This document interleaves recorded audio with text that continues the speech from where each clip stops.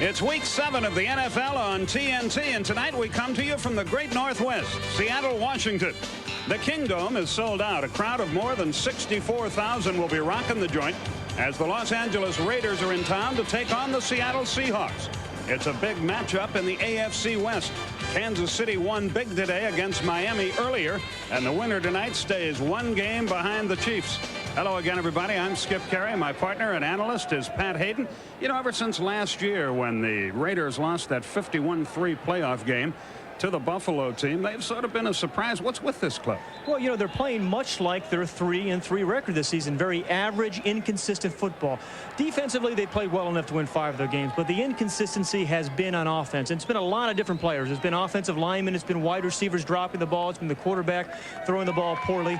But when you think about some of the players they're missing, it kind of explains some of that inconsistency. Max Montoya, the all-pro offensive guard. Bo Jackson is now out for the year. And Marcus Allen. Those 3 guys give your team consistency.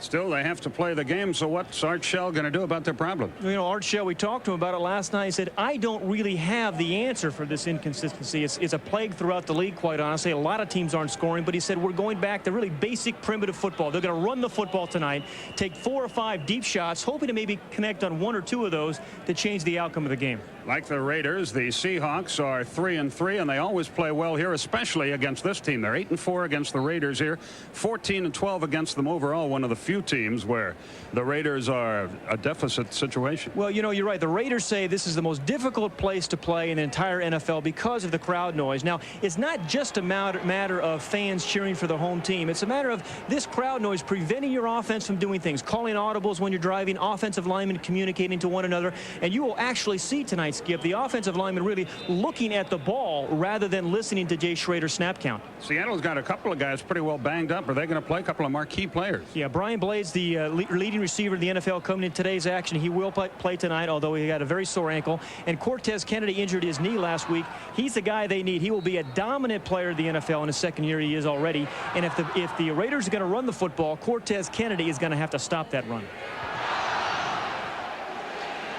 Big crowd here. There's Art Shell, the coach of the Raiders in his second year. He was an outstanding offensive lineman for many, many years.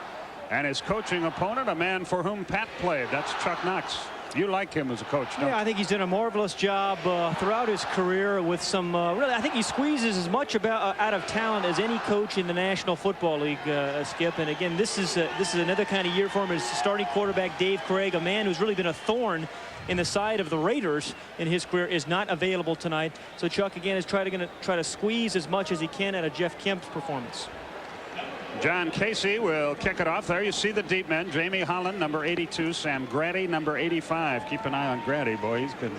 He can really scoot. He's a track man and an outstanding speedster. We're ready to go, and we sincerely hope that you'll enjoy it, and that we'll have a good one for you on Sunday Night Football. Hope they have a good one tomorrow night too, but specifically on Sunday Night Football. We hope we have a good one, right? Yeah. Here comes Casey, and we are underway, and it's a booming kick, and that's Grady at the 2. Watch his speed, but he is hit and knocked down close to the 20-yard line. He did not quite get there, and that was an extremely big play by Brian Davis. Now, he had 6 balls dropped, but he was throwing the ball on the mark last week. Mervin Fernandez wide to the left. Steve Smith, Roger Craig, the running backs. Craig wears number 22. That's Fernandez in motion. Schrader will throw on first down. Fernandez over the middle. He's at the 25 and run out of bounds just shy of the 30 and close to a first down. Patrick Hunter among those who chased him out, along with Rufus Porter. Let's look at the lineups, Pat. Well, we said the injuries to Bo Jackson, who's out for the year. Marcus Allen has really taken some of the big play capability out of the running game for the Raiders. They have not scored a running touchdown, so that's the issue. Marcus Allen due back next week. The offensive line has had a pretty good year. Steve Wisniewski, the left guard, has a great matchup tonight with Cortez Kennedy. That's a matchup for us to watch. Galt wide left, Fernandez wide right. 1st and 10 from the 30.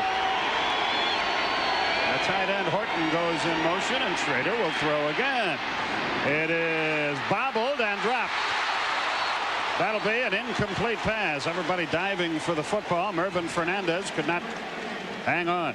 Yeah, and it was Harper, number 29. And this is what number 29 in blue has done a sensational job all year of doing. Dwayne Harper. That just rallying to the ball. When the ball's up, he knocks it away. Now, some guys get there, some defensive backs get there and make plays, and they make the tackle after catch. What Dwayne Harper has been doing a terrific job of this year is stripping the receiver of the ball. He has taken the next level in his 4th year in the league of being a great defensive back. 2nd and 10 for the Raiders. They've yet to put the ball on the ground. And they still won't. Schrader has time and has a pass tipped but complete nonetheless for minimal yardage to Mervyn Fernandez. He got perhaps 3 yards. Good defense by the Seahawks. This defensive line, 15 sacks by the entire defense. Cortez Kennedy, we said, number 96. As a wide receiver, Roger Craig goes out. 3rd and 7. Possession play. Again, they put it in the air. Nobody there. Fernandez and Schrader got their wires crossed. And so the ball will be surrendered by the Raiders. Gossett will kick it away. Chris Warren will try to return it. He stands at his 22-yard line.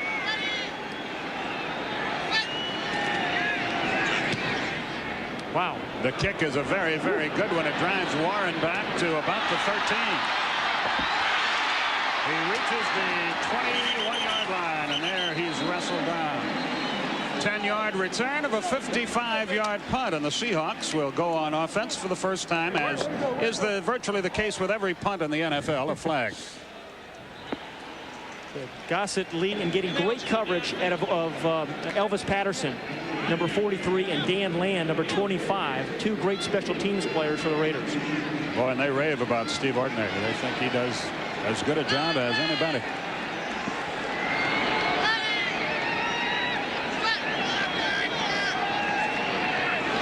Pressure. He got it away. He's on the ground. I see no flag. Warren with a return to the 46-yard line. They almost blocked it, but that's a big gain for the Seattle team. 39-yard punt, a 14-yard return. So the Seahawks will have great field position when we come back. The Seahawks go to work. Fenner and Williams, the running back. Play action. Kemp will throw on 1st down. Blades has it at the 40, and he's down to the 36-yard line before Lionel Washington knocks him down. A 17-yard pickup. Brian Blades coming off an injury, sore ankle this week, but they need him in the lineup to beat the Raiders, because what he's great is against close coverage and bump and run, which you'll see later out of the Raiders. He comes out of breaks quickly, and he has 3 or 4 different releases at the line of scrimmage, which allow him to avoid the bump. 1st and 10 for the Seahawks. Tommy Kane goes in motion. Again, Kemp will throw. We haven't had a running play yet. Down the middle, complete to John L. Williams inside the 30 before Tom Benson makes the stop. He's out of Oklahoma. Here's that Seahawk still in the game. Kane goes up. 2nd down, 2 yards to go. Williams the carry, and I think he got the 1st down. We'll wait and see the spot. And as they unpile, let's look at the defense. Winston Moss made the stop. Good front 4. 17 sacks by this front 4. Howie Long still one of the most powerful players in the league. Townsend's coming on again. Good crew of linebackers. Winston Moss, who came in a trade with Tampa Bay, has made a tremendous difference, I think, in this Raider difference, playing every down for the Raiders. And again, you're going to see some good corners tonight. McDaniel and Washington for the Raiders, and we've already seen Dwayne Harper and Patrick Hunter for the Seahawks. But a good secondary there. Eddie Anderson, very good tackling free safety. They remeasure it, and a 1st down is the result. And at the 26-yard line, Kane wide to the left. Again, he'll put it up.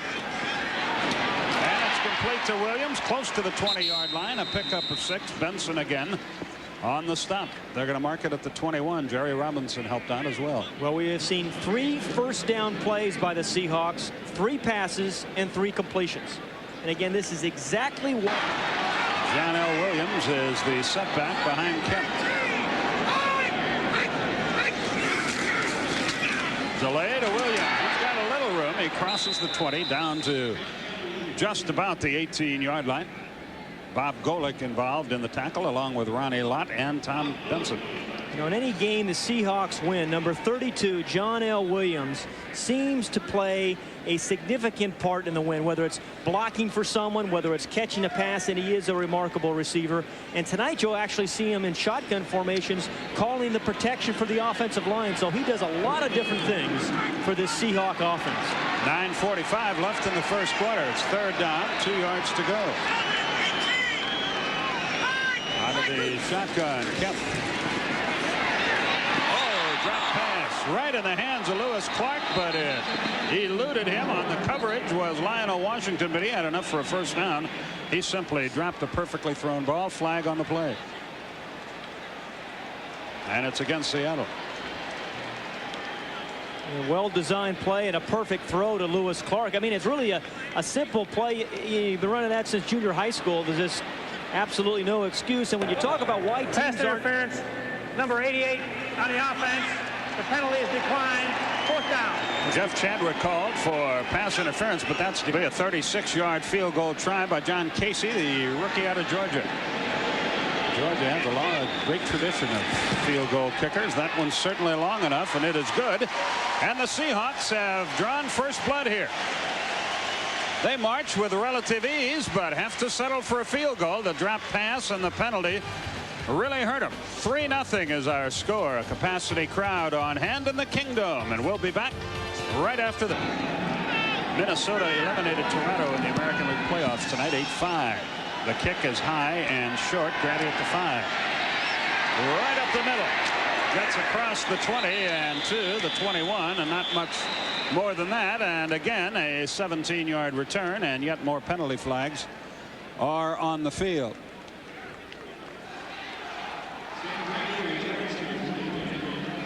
It's against the Raiders. A holding call, and Art Shell not happy with the way things have started. Well, you know, they've struggled a lot, largely because of all those penalties. Look what happened at the bottom of the screen. Penalty yardage from 1990 to 91. You see all the categories. Points, they're down by 5 points.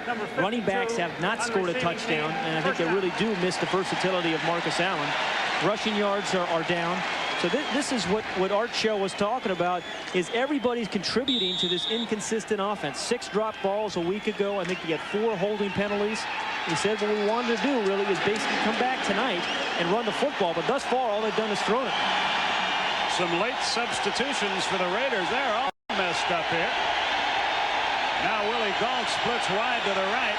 Confusion reigns supreme. Only 4 seconds to snap the ball. Schrader.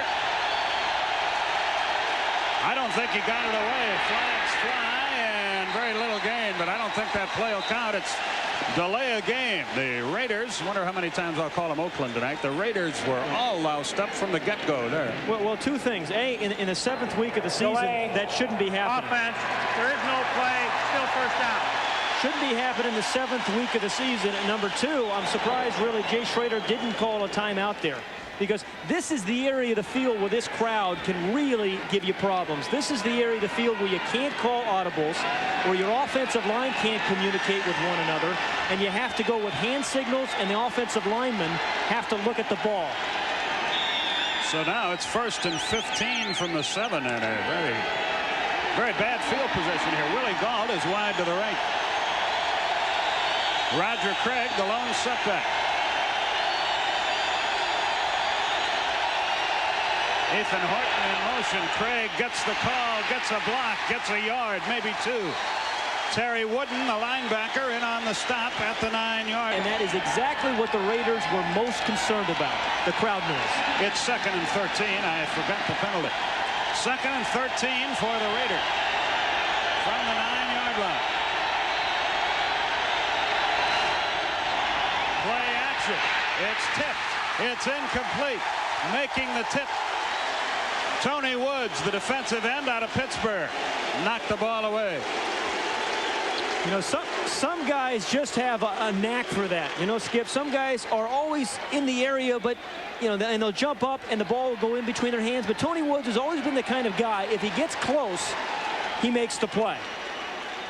So it's 3rd and 13 from the 9-yard line. Roger Craig comes out of the game, and the Raiders off to a dreadful start.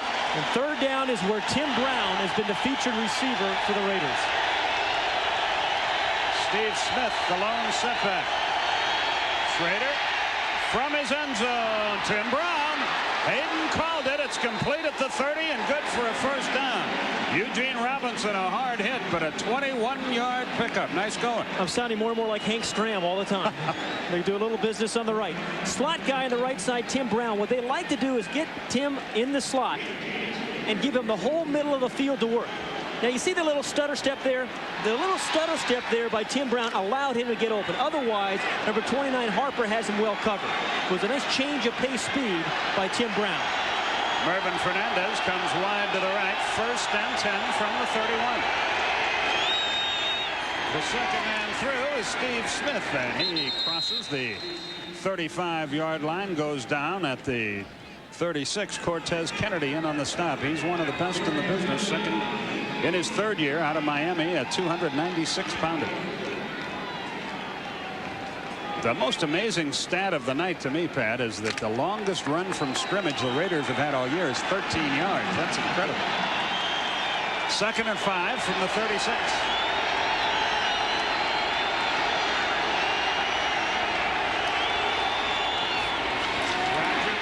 Gets a block, gets to the 40, short of the first down. It'll be third and about a yard. Darren Como in on the stop, the middle linebacker. You know, Roger Craig is now at this point in his career, he's not an every down back, but he still can be a force. He's talking to Steve Wisniewski, the left guard for the Raiders, last night. He said the thing about Roger Craig is when he sees a hole, he doesn't waste any time. He takes it right now. But, you know, the interesting thing is I don't think the Raiders are getting enough of him, enough use out of him as a receiver, because he is one of the all-time receivers coming out of the backfield. He has been sensational his entire career. Third and about a yard. First down and more. Craig gets the first down. Como and Wooden on the stop, but the chains move, and the Raiders have a drive going. Short yardage, as we've talked about earlier, is just looking for elbow room. It's a bunch of big bodies staying low and just trying to get a little bit of a crease. A good block by the right guard, McElroy, number 77, on Cortez Kennedy, allowed the guard to pull around, and then Roger Craig to find that little crease for the first. Robert Blackman is the man shaken up, and the Seahawks attend to him, and we'll check on his condition when we come back. Miss, huh, Pat? Yeah, I really believe they miss Marcus Allen's versatility. A guy that can obviously run, block, throw, and run routes for him, catch the ball. First and 10. Schrader will put it up. He's chased out of the pocket, but he throws complete. Very close to a first down. Yeah, that was a pretty good rush by Tony Woods, number 57, the outside line, or the defensive end for the Seattle Seahawks. Now, what you'll see with these Seahawks defensive linemen in particular is how they get pretty good leverage. It's going to be the left, the right part of your screen. Number 57 just kind of blew right through the offensive tackle, Bruce Wilkerson, just got underneath his shoulder pads and pushed him right back into Schrader. Second down, a yard to go from the 47-yard line. Smith, first down, and plenty to spare. He gets to the 40. Before he is stacked up, Joe Nash, a reserve defensive lineman, in on the stop, number 72. Como helped out. You said Rufus Porter, number 97, has been a thorn in the Raiders side for 3 or 4 years. He's a small linebacker, 227 pounds. Running at him is what the Raiders would like to do, because he's not necessarily a guy that can take on big backs and guards. What they want to do is get him in passing situations on the corner of the defense, because on turf, where he doesn't slip, he gets off faster than anybody in the league. Ninth play of this drive is underway, and it's Craig, and he lost the football, and a big scramble, and it looks like Blackman recovered for Seattle. He did. Craig coughed it up, and Robert Blackman with the recovery, and that's just what Art Shell was talking about. Well, it's one guy on one play, one guy on the next. A week ago, he had a fumble, Roger Craig did, that probably cost the Raiders a chance to win the football game. It certainly is not from determination, the high leg. As the Seahawks take over, first and 10. Play action. Kemp rolls right, throws long, complete, and out of bounds at the 48-yard line. Brian Blades against 10 is the situation from the 48-yard line. Williams and Fenner are the running backs.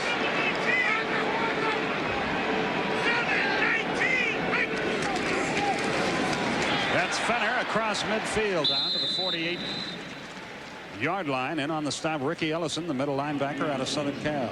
Yeah, Ricky Ellison, number 50, the middle linebacker for the Raiders, is a guy that, you know, he plays every play like it's for the high school championship. You know, when you're 17, 18 years old, football was so important to you. He is still playing like that in now his 8th year in professional football. And Dave Adolph, the defensive coordinator, said this week that, hey, here's a guy that really has a great work ethic. People around him see what he does to prepare himself, and he makes his teammates better players. Blades to the left, Kane to the right. 2nd and 6 for the Hawks. That's complete. That's Kane, and he is shy of the first down at just about the 43-yard line.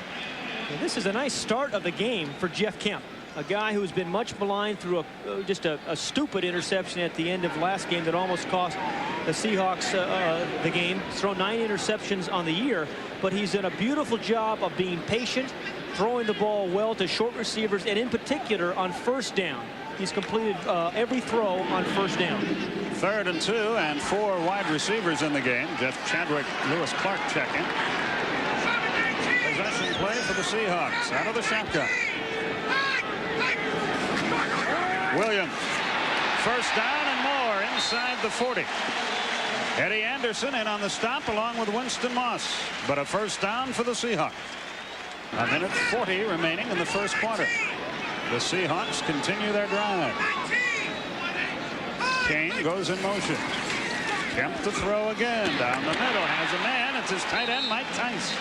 He's hit immediately, but not till he picks up yardage. Ricky Ellison the stop, a 6-yard advance, and Kemp is picking him apart. Yeah, 5 for 5 on first down, and that's exactly what Chuck Knox said yesterday. The Raiders don't think Kemp can beat him, and if it is, he's going to do it. It's going to be on first down, and I think the throw to the tight end is the easiest throw for any quarterback to make. He's right in front of you. The ball's not in the air for a very long time, and he's a big target. Kemp 6 out of 7 for 57 yards. A great start for him. 2nd and 4 from the 32. Less than a minute remaining in our first period. Travis McNeil in motion. Fenner with the ball. He pops it. He's inside the 20, down to the 18-yard line. Lionel Washington, Eddie Anderson, Ronnie Lott all there, but a 13-yard advance and another first down. And Washington isn't getting up.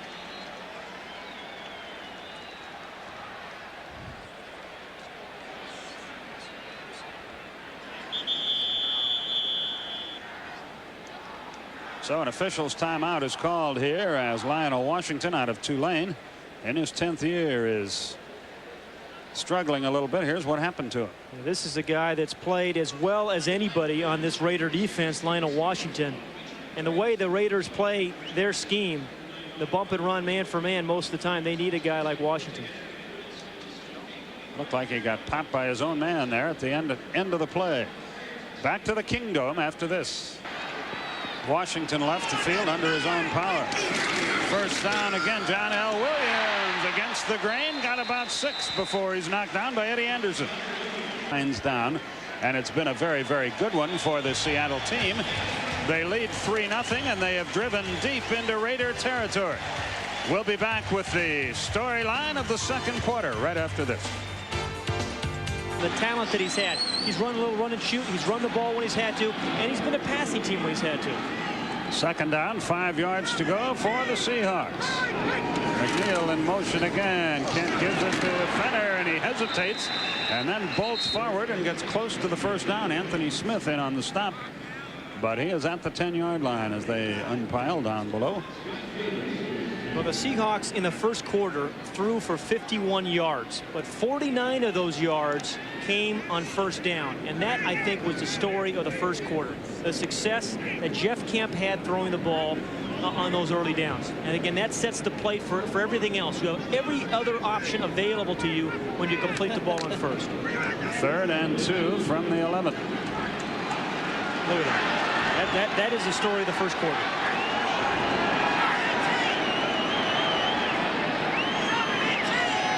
Clark in motion. Kemp to throw, has to run, throws into the end zone. No. Clark was out of bounds, and he argues that he was pushed out of bounds, and a big rhubarb, but the official waved it off. Now let's see. You know, the one thing, I think he was throwing the ball to Tommy Kane, and Lewis Clark stepped in front and made the catch.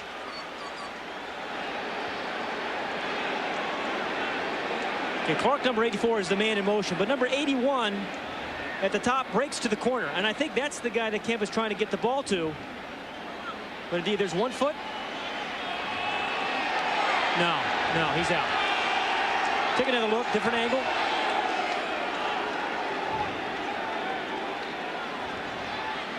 The ruling on the field is that it was a catch with a force out and a touchdown. Oh, they've changed it to a touchdown on the field after the official waved it off. Okay, yeah, in the discretion of the umpire, the back judge, if he is pushed out and would have come in, then it indeed is the touchdown. It looked more like to me that he fixed the extra point. It sure looked like he fell out to me. That's good, and things are groovy for the Seahawks. They lead at 10-0, and we'll be back to a happy Kingdom. Be cool, baby. Right after this. Groovy. Holland and Grady are the deep men as Casey kicks it off, and it is high, not real long. Sam Grady at the 10. And he is tripped up shy of the 15-yard line. Wow. Great special teams work. Dedrick Dodge made the stop. Just a 4-yard return for Grady, and once again horrible field position for the Raiders. Let's look at that touchdown again. Yeah, in the ruling. Nick Bell into the game, number 38 and running back. Schrader to throw on first down, complete to Gault at the 19-yard line. He was covered out there by Patrick Hunter. You know, with the kind of speed that Willie Gault has, and he still has that burst that has made him famous. If you could throw that route, maybe the go route and an out route, if he could just run those 3 routes, he could make a living for 10-15 years in the league. That's all you really have to do with him, because you have to respect Willie Gault to beat you for 6. Bell is in the slot to the right. Gault comes wide left.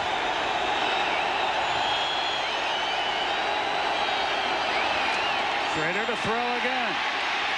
Now he's going to run. Whoa, he is popped, but he keeps his feet and goes forward to the 26. Rufus Porter got him. Well, Jay Schrader, we saw John Elway do that a couple of weeks ago. Same thing. Jay, it looked like Jay was trying to get down. And this is what kind of looks like and sounds like when you're scrambling like this. But Jay was looking for a place to dive, but all he saw was blue jerseys.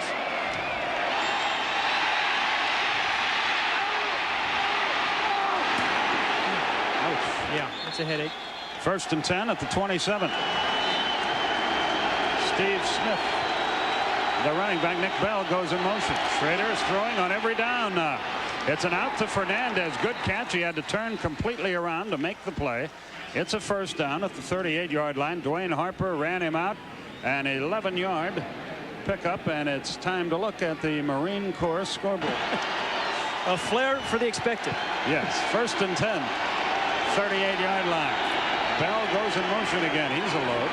Smith with the ball, and he bangs forward. That's the longest run of the year for the Raiders. They're down to the 43, a pickup of 19. Tony Woods finally made the stop after a lengthy advance. Tell you, Bruce Wilkerson, the left tackle, number 60, as well as the guard Wisniewski, 76 in the center. Watch what they kind of do, all of them. That's the block on number 97, Rufus Porter, that gave Smith a little chance to find the crease inside.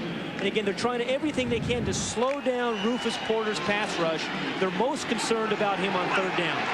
1st and 10 at the 43-yard line.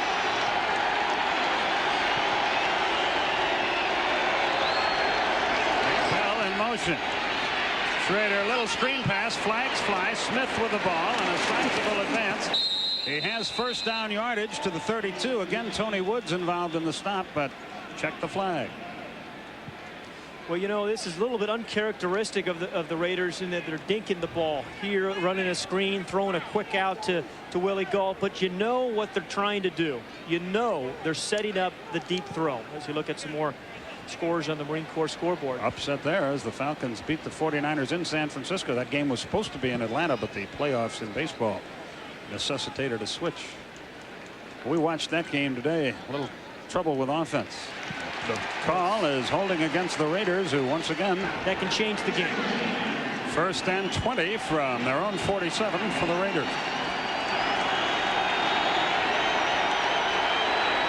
Ready to throw. Has some time.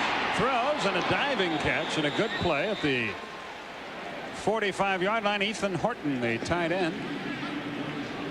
Ethan Horton is really developing as a receiver. Caught a touchdown last week against San Diego. Terry Robisky, the offensive coordinator, spends a lot of time with Ethan Horton. Was a running back in college. They've converted him to a tight end. He's been there for a couple of years now. And each week it seems like Ethan Horton becomes more and more of a polished player, polished tight end. We've seen him block Rufus Porter a couple times, dominate there, and then he makes a nice fingertip catch. Second and 12 from the 45-yard line. Powers his way forward, breaks a couple of tackles. He's 4 or 5 yards short of the first down, but a good advance nonetheless. Nick Bell, they really like him, a second-round draft choice out of Iowa. Yeah, 255 pounds. I mean, it's like having another guard in the backfield, but he's nimble like a halfback. I mean, he really does have some moves. He can make people miss. He can spin, he can turn, and then he can run over you like this. But you're going to need 2 or 3 blue jerseys to bring Nick Bell down. 3rd and 5 is our situation. Tim Brown is checked into the game. As Pat told you, he's their 3rd down guy.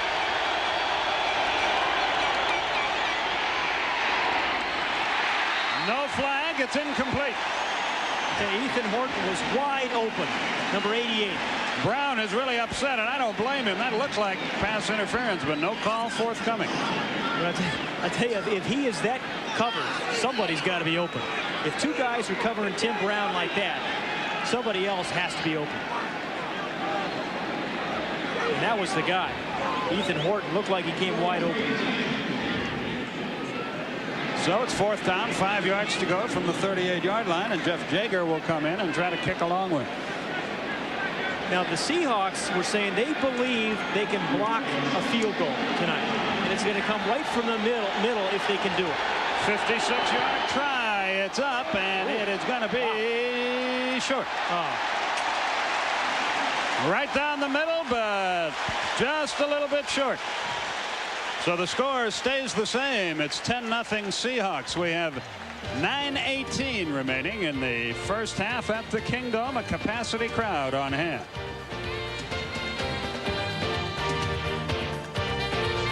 As the Seahawks go to work, Lionel Washington is back in the game, and that's good news. Fenner with the pitch, and he dives to the 40-yard line.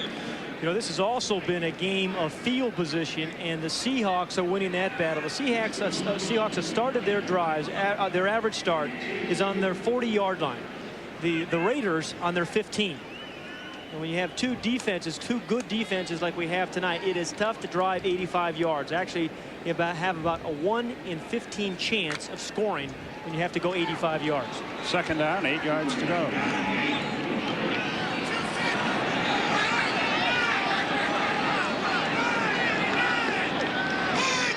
Sonny Kane is split wide to the left. Kemp will throw. Oh, it's incomplete, almost intercepted.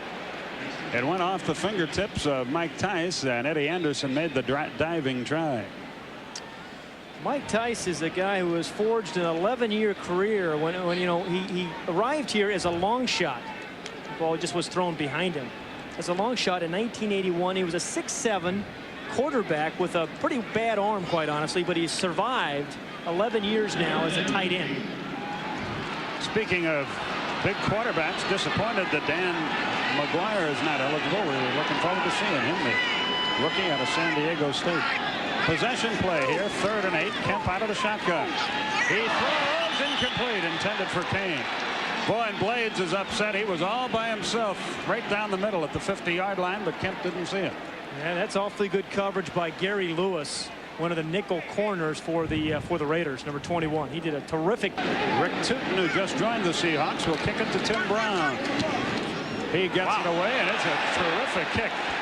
They'll let it bounce, and it gets into the end zone.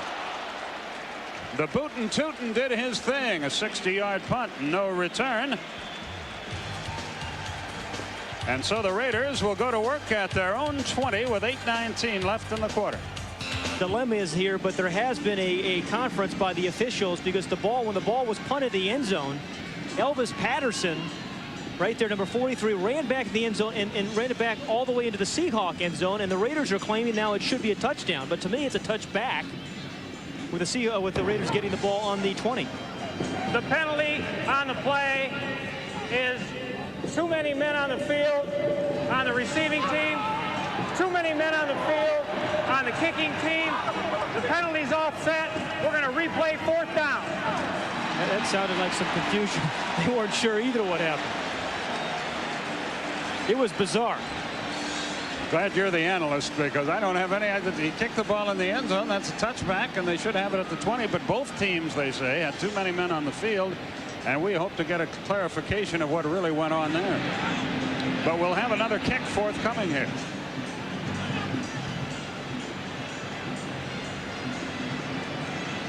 Let's look at this and see if we can. Here's the punt by Tootin. It was a good punt. Brown lets it go in the end zone. Now, ordinarily the field judge will give you the signal for the touchback. But quite honestly, I turned my head, and then next thing you know, Elvis Patterson had picked the ball up and started sprinting down the sideline. In any event, as the old joke goes, nevertheless, they'll kick it again, and Tootin will boot another one away. Try it again.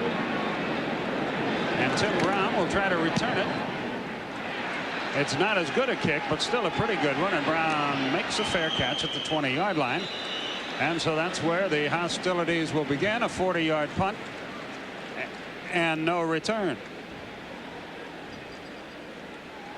Well, let's count the Seahawks here. I didn't have to take off my shoes and socks either. That's why he's a Rhodes Scholar, folks. He got all the way up to 10. And the officials say too many men on the field. Okay. Well, Elvis Patterson got some exercise, and now the Raiders go to work. And it's on the 20-yard line where it should have been in the first place. Schrader to throw, and he does, and it's the tight end Horton, and he pulls his way close to the 30-yard line. He goes to they mark it at the 29. Now Pat's going to get a chance to count again. This time the Raiders. Another chance with the Raiders. Let's see. You have 2 here. 3, 4, 5, 6, 7, 8, 9, 10, and there's one in the back. That's 11. So that's a total of 21. It's bingo. A, it's not reviewable, and B, it's the wrong call. But they took time to review it nonetheless. 2nd down and a short one. A fumble. Fumble by Smith. Loose football. Who got it? Seahawks say they do. They do. Tony Woods, I think, right? That's 2 big plays tonight by Tony Woods. Remember early in the first quarter, Schrader was rolling out, was wide open, and he tipped the ball, and now he comes up for recovery. Now, that's the 19th. There it is. Great minds think along the same lines. 19th takeaway by this Seahawk defense. And what they do is you get a lot of bodies around the ball carrier. One guy stops him, and the next guy starts stripping it, start trying to take it away. Terrific play by Wooden, number 90, who actually stopped him first and then began to pull the ball away. Terry Wooden.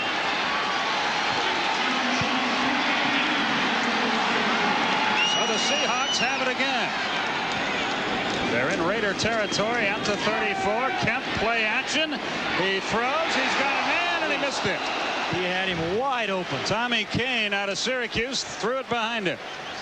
Kane would have been close to the goal line when the play wound up, but he and Kemp misfired. Yeah, beautiful clear out route by the wide receiver Blades on the other side. See, you see the feet going by. That cleared out that entire zone for Kane to come behind. Now, if that ball is thrown out in front of him, he catches it and goes down the sideline.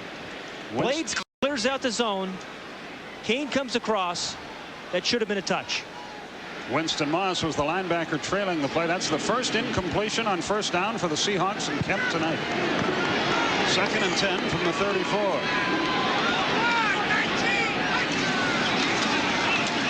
Kemp has time, throws. Kane has this one at the 30. He's to the 20, and down he goes. First down, Seattle. Terry McDaniel on the stop, but another first down, and the Seahawks are moving at will against a pretty good defense. Tommy Kane is one of those guys, if you just give him enough chances, he's going to do something with the ball after the catch.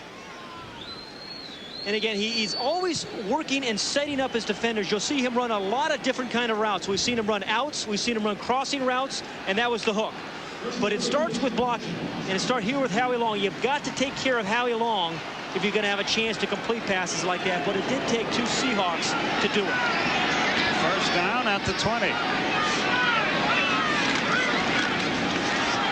Fenner bangs forward down to the 17-yard line. In on the stop, Eddie Anderson and Ricky Ellison. Well, that time Fenner ran right through the tackle of Howie Long. Howie Long scraping down the line, but Fenner who's had a disappointing season, quite honestly, this year for the Hawks. But watch Long. What he can do is he can stuff you there. See Millar, see how he gets his hands out, stops the line of scrimmage, just gets his head on the wrong side. And Derek Fenner is just such a big, strong back that he's going to run through tackles if you don't get your head on the right side. 2nd down, 7 yards to go from the 17-yard line. Fenner and Williams are the running backs. Fenner goes in motion. Kemp to throw. He's under pressure, and he threw it away. Nobody near him, and a flag is thrown, and that'll be a late hit against the it's going to Raiders, perhaps. I think it was grounding. Yeah, grounding is going to be the call. There was nobody in the end zone. The crowd here doesn't like that. You know, it's interesting. I think some offenses really have an outlet receiver so that if a quarterback gets in a situation, you just throw it in the dirt right by somebody's feet. But there is absolutely no one even close to being that. Number 11 on the offense. The ball landed in the right corner of the end zone. 3rd down. And I don't see too many blue jerseys over there. Or any jerseys, period. No, the side judge is there, right? Wonder how many men were on the field on that play. Well, now it's 3rd and 20. This is where Jeff Kemp has had some of his biggest errors on these kind of situations. Can't take a sack, can't throw the turnover, can't throw the interception.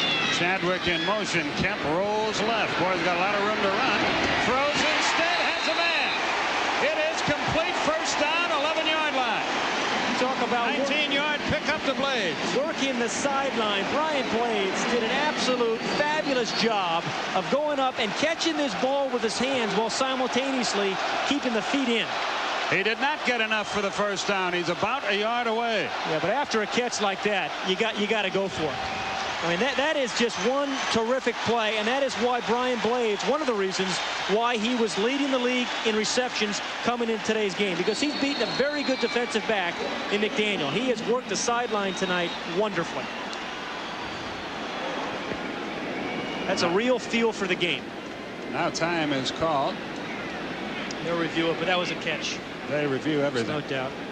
Yeah, I mean, these are really rather obvious. Boy, and the side judge was right there to make the call. The ruling on the field was catch. After further review, the play stands. 4th down. There we go. So it's 4th and just less than a yard. 2 tight ends in the game. Williams and Fenner are the running backs.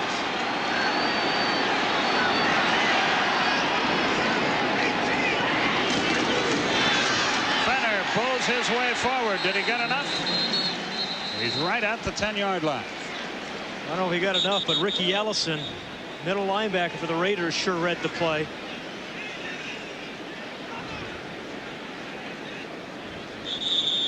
They'll measure this. Yeah, Ricky Ellison came right from the middle. Watch how he's going to time. He's going to time it perfectly and just dive over the top. Again, you know you got to fight through a lead blocker. He fights through Williams and then gets a piece of Fenner. That's pretty good linebacker. No, sir, he did not get it. Yeah, give that one to Ricky Ellison. So the Raiders have held, and that might change the entire game. Yeah, you know, the Raiders are not good enough right now to turn the ball over. What we've seen this first half is 2 Raider turnovers. But a defensive play like that can really get the momentum turned around. And we'll see if it does when we come back in just a moment. 10-0 Seahawks is our score. These highlights and more on the Fruit of the Loom halftime report. 1st and 10 for the Raiders. Play action. Schrader's going long, and he's going for Galt. And the pass is underthrown, and it's intercepted. And the Seahawks are returning Eugene Robinson. And he's down at the 47-yard line. 22-yard return after the interception.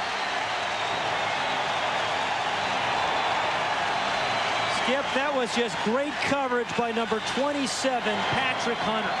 Patrick Hunter, see, Galt tries to run by him, but he's got his head turned the whole way. The ball is a little bit underthrown. Terrific play by Hunter, tips the ball up right into Robinson. That was an interception by Robinson, but 90% of it was because of excellent coverage by number 27, Patrick Hunter. Schrader threw that ball 65 yards in the air, but it was an interception, and Hunter, 7-year man out of Nevada, made a heck of a play. Yeah, but he would have had to throw it 75 yards, really, because Galt could have gotten there, but which means you have to throw the ball earlier to Galt. Seahawks have had the ball all night long, and they have it again. And on 1st down, Kemp goes for Oliver. He underthrows the ball, and that is intercepted down around the... No, they say he's out of bounds. It was Lionel Washington who made the interception, but out of bounds, and he is really upset. We are seeing some defensive back play tonight. I mean, all 4 of these guys, the starting corners, have done just a terrific job of making play. Here's Lionel Washington, number 48. Remember, we went out earlier with an injury. You talk about adjusting to the ball. Receivers can't do it that well. That's an interception, folks. He's in bounds easily. Unless he didn't have possession, but that should be an interception. That should be an interception. So I have never seen more funny replay calls than we've had tonight. And here's yet another one. Jack Fetty needs combat pay. He's the replay official. Now, first of all, wonderful adjustment by Lionel Washington. Certainly we do not have a reception. The play is under review. It sure looked like he had both feet in there to me. The only question was, Skip, did he have? Was he in fact juggling it somehow when he was going down? But it didn't look like it. Here's another look. This is got to be an interception.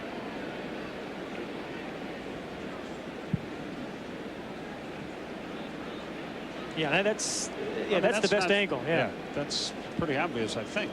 And you're right. The only thing is if he bobbled the ball, but the official did not indicate that. No. So.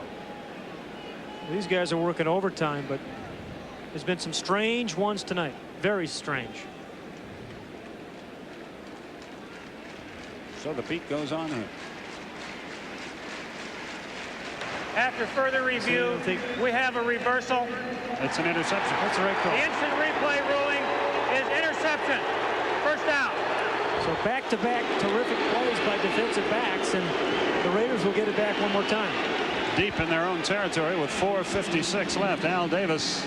You don't think he's involved? How many owners do you know they're actually out there diagramming plays like Al was just there? He is a very interesting gentleman, Al Davis. See where they mark the ball. It's going to be at the 9-yard. The play, I mean, somebody doing something a little bit unusual, unexpected. You know, catching a crowd on 3rd down, stopping somebody when you have to. But the Raiders haven't had any of that, quote, making a play this season. Now the officials realize that the ball should be back at the 5-yard line, and that's where they mark it. The Raiders have started at their own 19, then the 12, then the 14, then the 20, then the 11, and now the 6. Schrader will throw. Complete, but shy of the 10-yard line. Tim Brown with the reception. Dwayne Harper with the stop. You should have seen the cushion that Patrick Hunter had given Willie Galt that time. I mean, it was a 15-yard cushion. Gault hooked in front of him, but Schrader went the other way to Brown. That's Terry Robisky on the left, the offensive coordinator for the Raiders. Said, hey, what we need to do is have somebody step forward and make a couple plays. Do it when the game is on the line, when we need it. This is one of those times for the Raiders. Nick Bell comes wide to the left. 2nd and 7. All alone down the middle. Tim Brown. He's brought down at the 18. That's enough for a first down. Darren Como, the middle linebacker, made the stop, a 10-yard pickup. You know, watching Tim Brown play is a little bit like watching, you know, a basketball game when you clear out a side for a guy. That's what the Raiders try to do with Tim Brown. Get him in the middle of the field, let him work it, because he's got a great sense of where people are, where he is, and what to do with the ball after he catches it. 1st and 10 at the 19-yard line. Time is becoming a factor here. 3:40 left in the first half.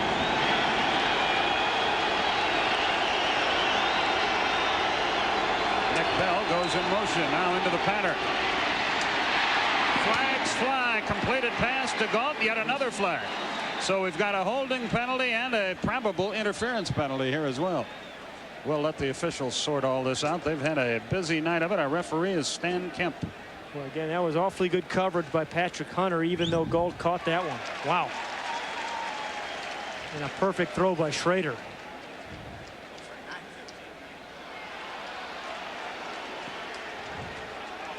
We've got interference on the Seahawks, but what about that other flag way back at the 12-yard line? Illegal hands to the face, number 66 on the offense.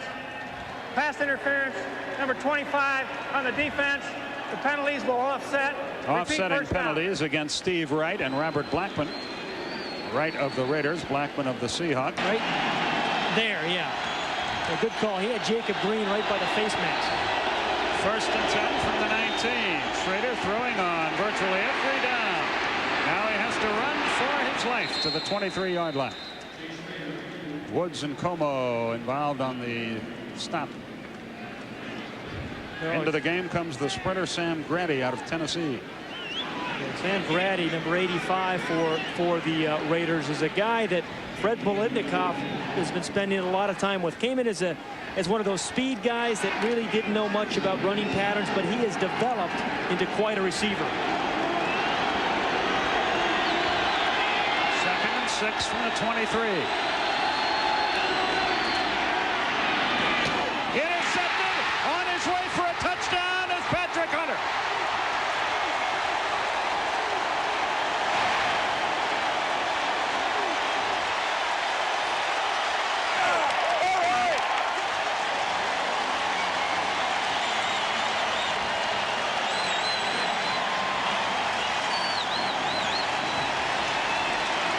What defensive back play we have seen tonight. Here's Patrick Hunter. Here's the receiver who's going to run the out route. But Patrick Hunter, watch first of all how he watches Schrader. As soon as he sees Schrader stops, he stops. The receiver turns a little bit. The ball poorly thrown behind Grady, and an easy interception by Hunter. I have seen Schrader throw a number of interceptions to his left. He seems to, when he throws the out route to his left side, to throw the ball behind the receiver a lot. That was a 32-yard return. And now Casey makes it 17-0. 17-0 is our score. Now the Raiders really have their backs to the wall. Patrick Hunter and Dwayne Harper, the corners, have done just a marvelous job on some very good receivers of the Raiders. You see, his head is pointed into Schrader. As soon as Schrader plants, he plants, and then he's gone. The ball poorly thrown, but even if it were well thrown, I think Hunter had such a break on it, he's going to at least knock it down. But that is, their defense is going to have to create a turnover too if they're going to have a chance. John Casey will kick it away to Sam Grady, number 85, Jamie Holland, number 82. Another very high kick, and it's Grady at the 5. He gets to the 24 and no further than that, and he really got popped. It was Rod Stevens out of Georgia Tech, a reserve linebacker, who made the hit. Yeah, this is one of these special teamers. Rod Stevens for the Seahawks has done this all year long. I mean, this is not a natural thing, believe me, Skip, to line up 60 yards downfield, run as fast as you can, and try to collide with some other guys, big bodies running fast. But Stevens does it pretty well. Roger Craig, the lone running back. The Raiders in trouble, down by 17 here. A little screen pass. It's Craig, and he's caught from behind at the 27-yard line by Joe Nash out of Boston College. The flag on the play. There have been a lot of those tonight. What hustle by Joe Nash, though? I mean, illegal receiver downfield is the call by Stan Kemp. That's a terrific play by Joe Nash. So, because basically he's playing nose tackle, and then he's going to rush the passer, and then he's going to run over and make a play. But there's the hold, I think it was on Kennedy. But you know, you get guys hustling like Joe Nash has, and Jacob Green. Ineligible receiver downfield, number 66 on the offense. Repeat, first down. And Cortez Kennedy, you get those guys hustling like that on defense, and not too many people are going to score a lot of points on you. So it's 1st and 20 at the 14, and we're going to reach the 2-minute warning. Well, right now. But you know, week 7 for the Raiders has been just like the first 6 weeks. No consistency in offense. Penalties, drop balls, turnovers. And it certainly keeps heading that way this evening. We'll be back. Right now. Fernandez to the right, Galt to the left. Steve Smith, the setback. Schrader to throw. Oh, he threw that one right into the ground. It was intended for Ethan Horton. There's Cortez Kennedy right in his face, number 96, too. Cortez Kennedy is already a dominating defensive lineman in the league, but he has a chance to be in the next great defensive lineman. Number 96 in the middle of your screen. See how he just pushes Mosbar back, and then he gets to Schrader, and then runs through a back. This is a guy who has 5 sacks on the year. He's 300 pounds, 293 pounds, but he plays with great leverage. He gets his arms underneath the guy and uses his legs and throws people away. 2nd and 20 from the 14, a minute 56 till halftime. Smith gets the ball and pops out of it. Loose football. Big scramble. Looks like the Seahawks have it again. 5 turnovers for the Raiders. Eugene Robinson knocked it loose from Steve Smith. Yeah, these turnovers are no accident, because I think Seattle is creating them with hard-hitting, hustle, and just an attitude about creating turnovers. Now that one actually Steve Smith just lost. The early ones they stripped him. That one he just dropped, absolutely dropped, because there was a huge hole here. It looked like maybe he was trying to change the ball.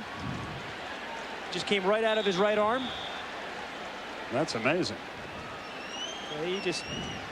Yeah, he was thinking about changing arms. I don't think Glasgow, number 22, got a hand on it, but that's 5 turnovers on the night. Let's see if the Seahawks can cash in big here.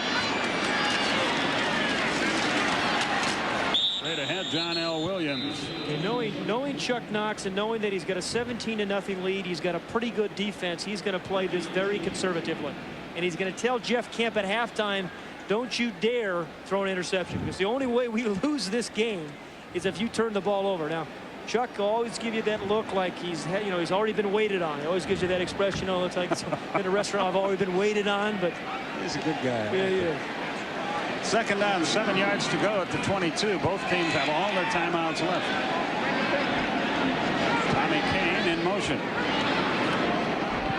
Kemp to throw. Pressure throws, and that's intercepted. A terrible throw. It was intended for Blades.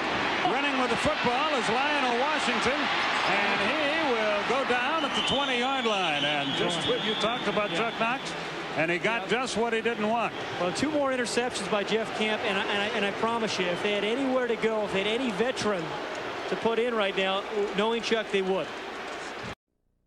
Last 6 starts, it's not obviously from not trying hard, but that's just another poor decision and a poor throw. And John Becker, the offensive coordinator, will let him know at halftime. I'm just shocked, actually, to see him even put the ball in the air in that situation with a 17-0 lead. Amazingly enough, Lionel Washington had fallen down on the play. Yeah, that's how bad a throw. Was all by himself. That's how bad a throw it was. Strange pretty things good going on catch. here. Pretty good catch. That's It two was. of them by Washington. So let's see what the Raiders do now with 53 seconds left. Undaunted, they go to the air. Screen pass. Bell with it. And the big guy rumbles out across the 35 to the 38-yard line, and a late flag. Just what we needed. Another flag in this game. 17-yard pickup. Last 4 possessions for the Raiders. 1 fumble, or actually 2 fumbles, 2 interceptions. And again, as we said, they're just not a good enough offensive team to overcome that. Face mask, number 25 on the defense. Blackman called 5 for yards. face masking. A First down. 5-yard penalty. I don't know. It looked, when I was watching this live, didn't see much happen here, but they called it on Blackman. Yeah. Right there at the end. Right there at the end, he got the face mask. 44 seconds left in an interesting first half.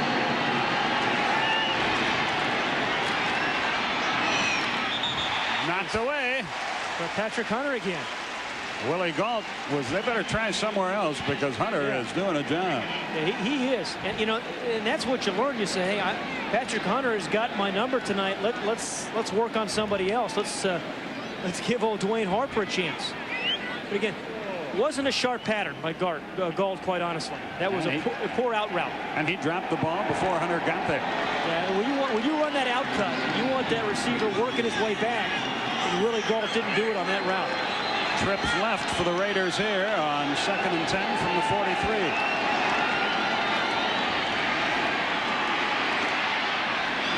Incomplete, not near anybody. Tim Brown and James Jefferson got tangled up, but Schrader just threw the ball away. It's 3rd and 10 with 34 seconds left in the half. This defense of the Seahawks is doing a terrific job. I have not seen too many wide receivers open. And that time, they're taking turns out there. We've seen Hunter. We've seen Harper. That time, James Jefferson, number 26, was all over Tim Brown without the interference. And that's the defensive coordinator for the Seahawks, Tom Catlin. Quiet, soft-spoken guy, but he's done a pretty good job with this defensive team. Seahawks have allowed just 7 touchdowns in their 6 games, and none tonight. No points at all. Schrader has troubles. He throws incomplete. Joe Nash almost picked that thing off. How about Joe Nash? We've seen him scrambling around, making plays downfield, taking on centers. And there, Joe Nash almost makes the interception, Skip. And Jacob Green applied the pressure. Yeah. It's almost a one-handed stab by the nose tackle. Boy, that would have been something if he'd have made that play. It probably would have been the first interception of his career. Jeff Gossett will kick it away, or at least every indication points to that. Chris Warren will try to return it. He stands at the 15 and reaches the 25, and another flag. 42-yard punt, 9-yard return, a flag with 19 seconds left. Blocking below the waist, I guess, by the Seahawks. I think they called Lewis Clark. That's not Lewis and Clark. No, that's Lewis Clark. That's his brother. Can't throw the ball here. I promise you, Skip. Great. That's why he's the analyst, folks.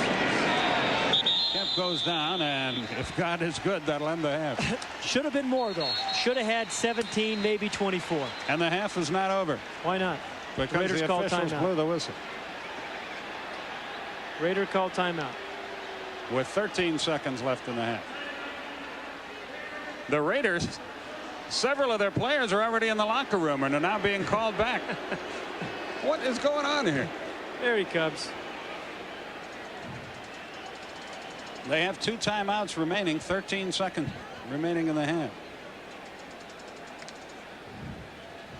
They'd like to use all 3 of their timeouts and then try to block a punt. Well, I think you'll find Seattle will find a way, even if Kemp has to scramble around back there without going in the end zone.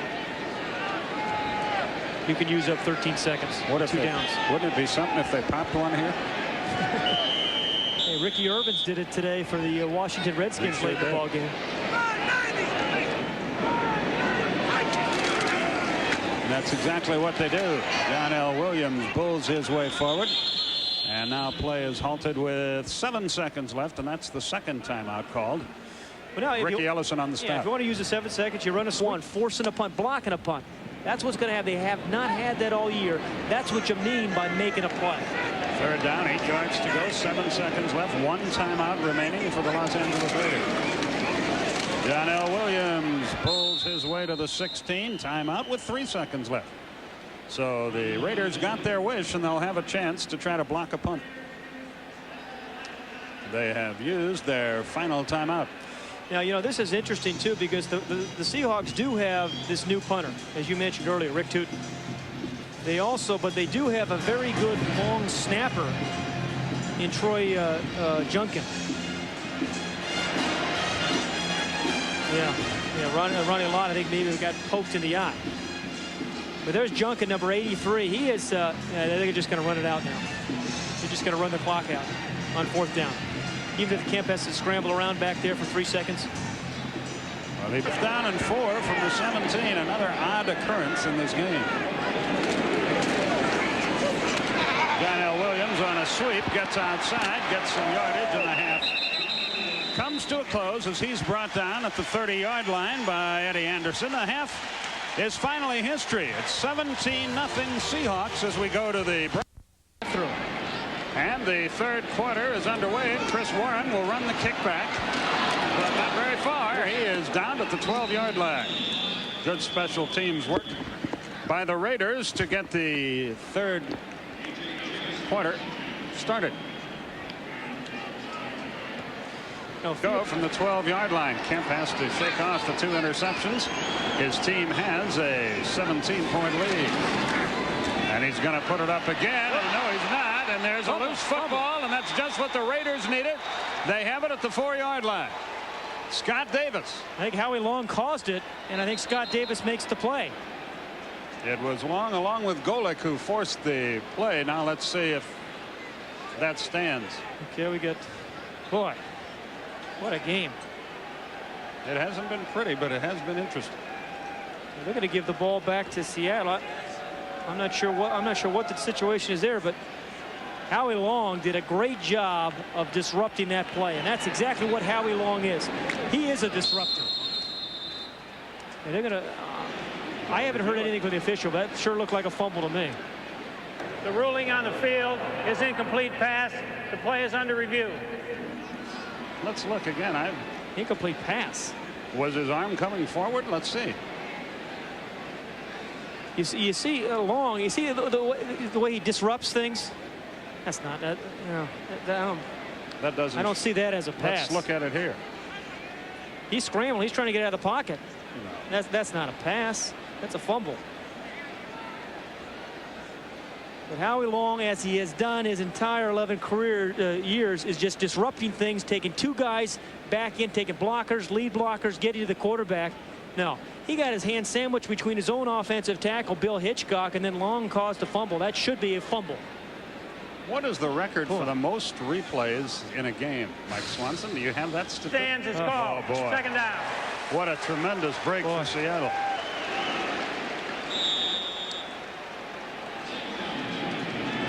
So it's 2nd and 10, and Kemp. Well, you know, I thought the evidence was there to call that a fumble. So did I. John L. Williams breaks a tackle, and great individual effort to get a yard or 2 out of that because there was absolutely nothing there. Well, the Seahawks have dodged another bullet. I mean, really, by all rights, it should be 17 or 24-0. And as we've talked, the Raiders are not a come from behind team. They haven't been this year. They haven't been the big play team they have been in years past. So if the Raiders can just, I mean, if the Seahawks can just avoid any turnover, they should win this game as well as their defense is playing. Trips left now for the Seahawks. It's 3rd and 8 from the 14. Out of the shotgun is Kemp. He feels pressure, and now he's going to run, and he breaks a tackle and gets the 1st down, I believe. Yes.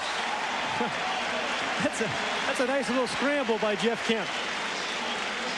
9 yards. You know, I asked Chuck Knox yesterday, hey, what does Jeff Kemp provide you? He says, hey, this guy can really run. He can scramble. And it's plays like this because the pocket breaks down. Howie Long again from the outside. Townsend had crushed the middle of the pocket. And he just scampers around. Pretty good speed because Aaron Wallace, linebacker, chasing him. It's good fast. But watch Howie Long, number 75. It's a little stunt. Townsend takes 2 guys. He comes around the outside. And Long was saying yesterday, hey, I don't care how many sacks I get. I judge my performance and how much I disrupt things. The give is to the running back Fenner, and he got blasted as he crossed the 25-yard line. Big bodies, and then you have a 260-pound back going full speed hitting you. I mean, that'll cause you a little consternation. 2nd and 6 at the 27-yard line.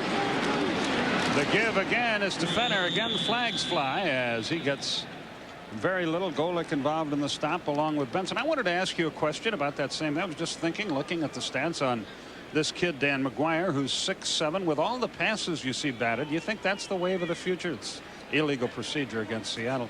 That quarterback, I'm not getting on you because you're short of stature, although I normally do that. But do you think more quarterbacks will be 6'5" and above just to prevent that? I mean, I think you always want. There's Dan McGuire's been inactive tonight, or inactive list. I think what you want is a guy who could just play the game and has a feel. I mean, there are some prerequisites. You'd like to have a guy 6'2", 6'3" minimum, who has a feel for the game and is real competitive. Illegal motion, number 32 on the offense. The penalty is declined. 3rd down. And whether I don't think it makes a difference once you get to be 6'3" and 6'7". I mean, you could argue that what you want is a guy who can move around in the pocket a little bit and maybe give you a scramble every now and then. Boomer Esiason, who's 6'5", still moves around pretty good. 3rd and 5 from the 28. 17-0 Seattle. Pat Hayden, Skip Carey with you from the Kingdom. Kemp hangs it up there and overthrows another flag. Another flag, and this game is a travesty. But you know why? The holding is because Howie Long and Craig Townsend are coming off the line of scrimmage so fast you don't have a chance. I mean, if you don't hold them, they're going to kill your quarterback. This referee Stan Kemp is getting more airtime than Johnny Number Carson. 74 offense. The penalty is declined. 4th down. And these guys are coming off the riddled. Tootin has time, and he really bangs it back to the 13-yard line. Flag. Good return. Tim Brown is out across the 35, but once again a penalty flag is involved. 59-yard punt, 22-yard return it'll be, I'm sure, against the Raiders. But let's see. They got away with one. The Seahawks did too, because Elvis Patterson, who was rushing the punter, was held. You can't believe how badly he was held. Okay, Stan, lay it on us, buddy. You and he are becoming quite the friends. Well, he keeps talking. Number 25 on the return team. Post-possession foul. 1st down. Elvis Patterson is number 43. He'll be on the far side of the screen. He's going to be held by 42 Chris Warren. Now keep watching. Yeah, that's a hold. I would say that it is. The Raiders will set up shop, and they need to get some points on the board. 1st and 10 at the 24. This matches the best field position of the night to start a drive for the Raiders. Fernandez in motion. Nick Bell in that backfield, and he gets the football. And he drives forward close to the 30-yard line before Tony Woods, who's had a very active night, makes the stop for Seattle. To score and get back in this game, the Raiders need to find some set of rhythm. Find some play or a player that they can hang their hat on. Some guy who's going to, carry 3 or 4 guys on his back for a 1st down like Dick Bell did there. Maybe jump up in a crowd. But they haven't had that go-to guy, the guy that's been able to get them over the hump to make those plays that they need right now. 2nd and 3. The pitch back is to Bell again, and the big guy is hit but keeps grinding and gets close to a 1st down. Darren Como, the middle linebacker out of Arizona State, in his 11th year, made the stop. For years, Marcus Allen was the guy who made the plays, whether it was throwing a block or turning a 3-yard catch into 15 yards or throwing a halfback pass, helping with audibles. Just doing those kind of things. You could count on him for making those kind of plays, and that's what made him an extraordinary runner. Right now, the Raiders don't have anybody to go to make those kind of plays. 1st and 10 at the 35-yard line, as Bell just did get the 1st down. Schrader to throw. pressure from behind, complete to Horton, the tight end, and he has a first down as he crosses the 45, gets to the 46. Como in on the stop along with Robert Blackman. Yeah, and catch the ball when it comes your way. Ethan Horton now 4 catches, 37 yards. First down for the Raiders. Fernandez in motion. Schrader to throw. Down the middle for Fernandez. He overthrew him. Fernandez had a step on Como, but the pass was incomplete. This Raiders season has been a series of near misses. Schrader had Fernandez there in a crossing route, which is what you kind of want with a guy like Fernandez because he can catch it and do something with it afterwards. Had him open him. He catches that. He's running away from defenders. He turns down the sideline for 30 or 40 yards. But the near misses have really been the story of Art Shell's team this season. 2nd and 10 from the 46-yard line. Steve Smith goes wide to the left. He's normally a running back. Nick Bell stays in to block. Now handles a pass. The loose football recovered. Don Mosbar. By Mosbar. Como made the hit that knocked the ball loose from Bell, and let's see what they call all of that.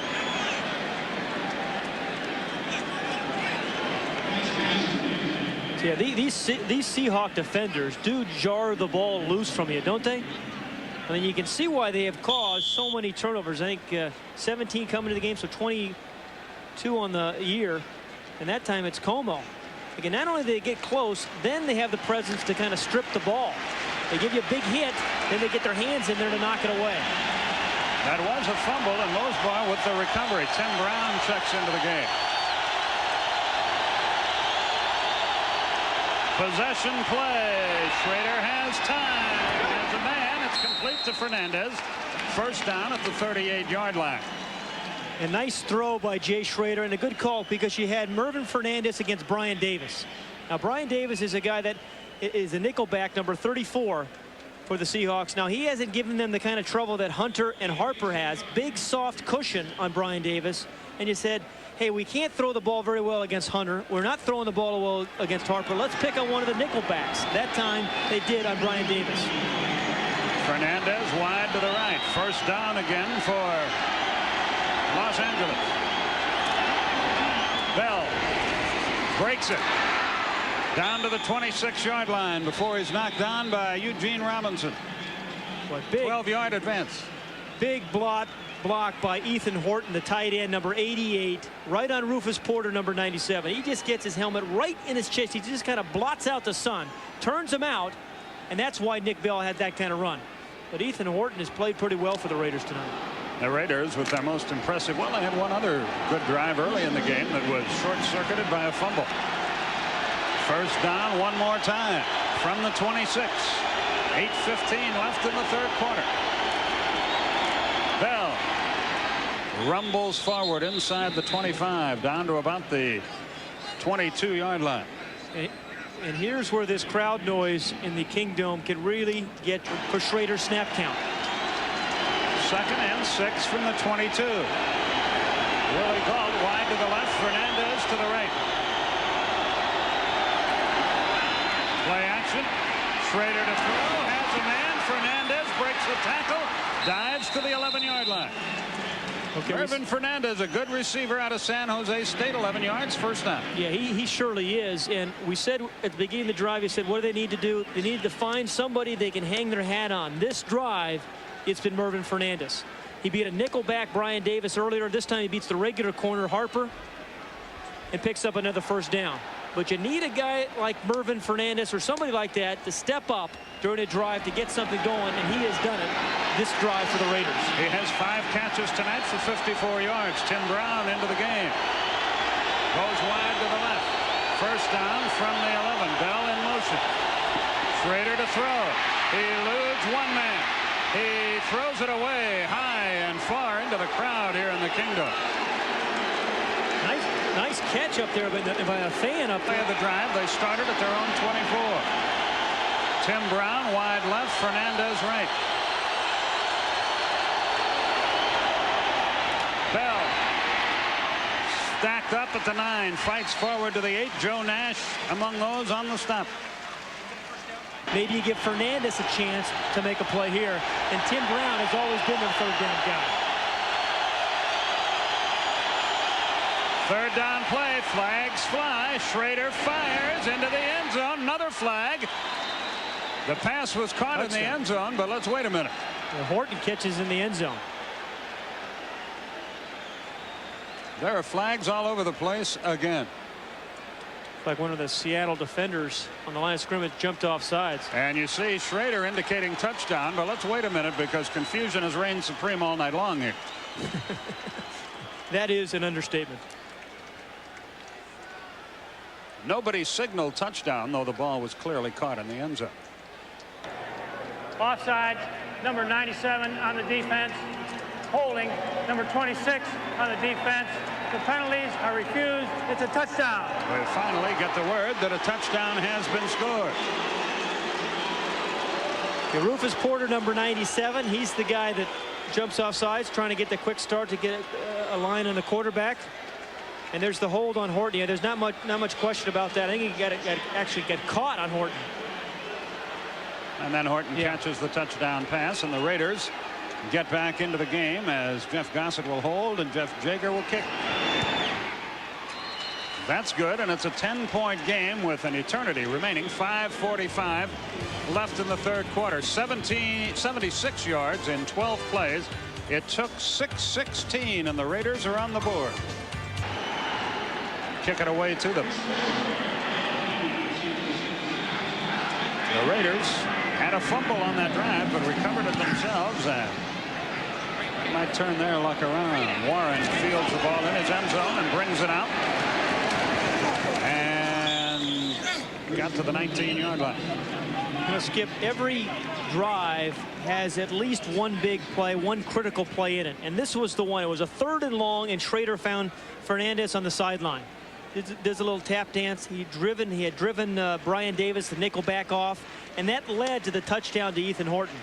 And here was a play, but it was a very patient, methodical series there by Jay Schrader, down by 17 points, and now they are indeed right back in the ball game, which absolutely amazes me considering they had the 5 turnovers. It's like men left on base in baseball. The Seahawks have had chance after chance to bury him, didn't get it done. Kane in motion, Kemp to throw. Kemp has time. He runs out of time, and he's thrown for a 2-yard loss. And that's a sack. And in on the play, Greg Townsend out of TCU. He's a good one. And he makes the play, and it's the first sack of the game. Yeah, 6th sack on the year for Greg Townsend. But usually when he's sacking, it's Howie Long setting him up. Number 75, you see how he kind of forces Kemp into Greg Townsend. Now, you'll pick up the paper in the morning, and you'll say, hey, Howie Long didn't get any sacks. But this one really belongs just as much to Howie Long as it does to Greg Townsend. Brian Blades wide to the left here. 2nd and 12 for the Seahawks. Kemp on a little pitch play. John L. Williams, and he loses further yardage. Lionel Washington was up very quickly. Scott Davis was there as well to force the play. And suddenly the Seahawks are headed in the wrong direction. Yeah, you can sense a change of momentum here. He's had a wonderful game. 3rd down, 15 yards to go. Kane is wide to the left. This is a very big down for this Raider defense. Force the punt, get good field position. Kemp from the shotgun. Has to unload, incomplete. Flags fly one more time. Got to be holding. Which will doubtless be declined. And as Pat said, the Raiders figure to get the ball in good field position as Tim Brown gets ready to return the punt. The reason all the holes is just a ferocious rush by Townsend and Long. Goal line, standing at his own 45 is Tim Brown. Plenty of time, and boy, he's kicked beautifully tonight. He drives Brown all the way back to the 27-yard line, but he's got a little bit of room. And he's out of bounds at the 44, and that's where the Raiders will set up another penalty. Yet another penalty, 60-yard punt, 18-yard return, and the flag came in there late. Let's see what that's all about. Brown was upset that he thought he got hit out of bounds, and he threw the ball at one of the Seahawks, and then a bunch of guys started pushing one another around.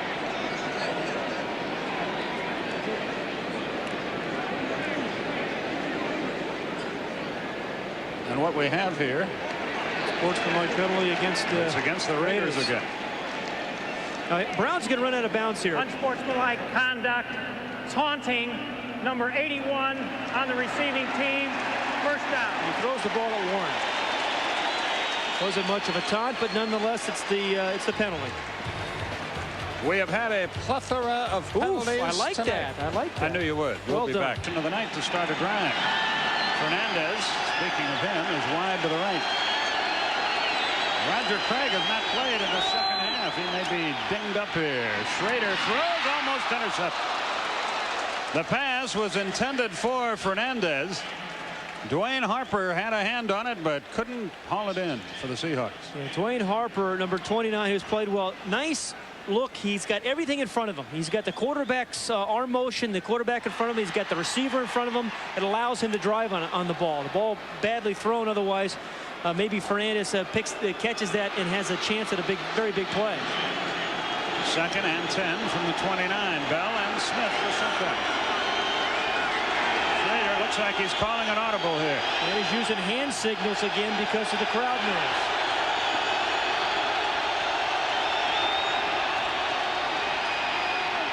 That's complete to Ethan Horton again, and he's covered immediately by the strong safety Robert. Shut whom out? And nobody did. So they did a lot of talking. 3rd and inches.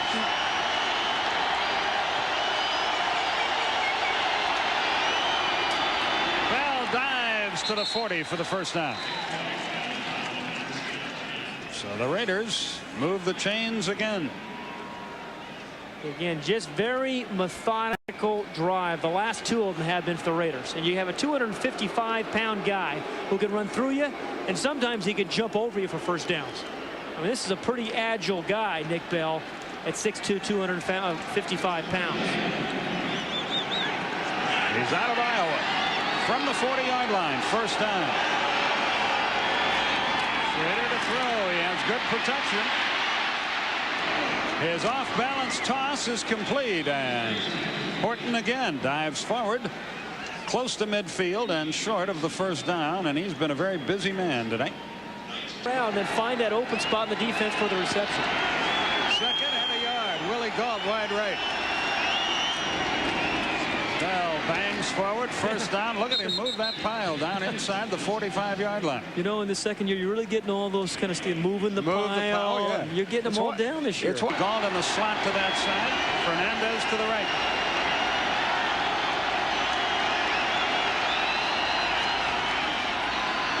Schrader has an eternity. Throws high, intended for Gault, but he overthrew him. Eugene Robinson on the coverage, along with Patrick Hunter.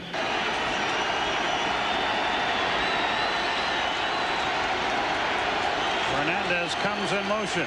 Flags fly again. Pass is complete to Fernandez, and he is upended at the 40-yard line. A minimal gain. It would be 3rd and 6, but let's check yet another penalty that's flag. against the Seahawks. I think it was Jacob Green jumped early. So Schrader and the Raiders will doubtless take that penalty. Talk about making the play. What that means right now, it means causing a fumble, picking off a ball for an interception. 2nd and 5. Schrader to throw. Dumps it off down the middle. Fernandez open again. He's close to a first down as he skids down at the 33-yard line. Porter and Terry Wooden on the stop, and Schrader comes up a little gimpy after that play. Yeah, he took a big shot. I think it was by Cortez Kennedy, who gets in a little stunt in the middle of your screen, number 96. Cortez Kennedy is blocked, but just keeps on fighting, keeps on scratching, and gets right into the knee of Jay Schrader. Oh, man, when you're planted on AstroTurf, that's how you blow out an ankle or a knee. He's lucky he was able to get up and try to walk it off. They'll measure for the first down. And it is short. Speaking of AstroTurf, the last couple of times in short yardage, they've given the ball to Nick Bell, and he has responded over the top. 3rd and 1 from the 34. And there's Bell, and he pops inside the 30 for another first down. That's good line blocking, Skip, because the inside linebackers for Seattle knew that Nick Bell was going to get the ball.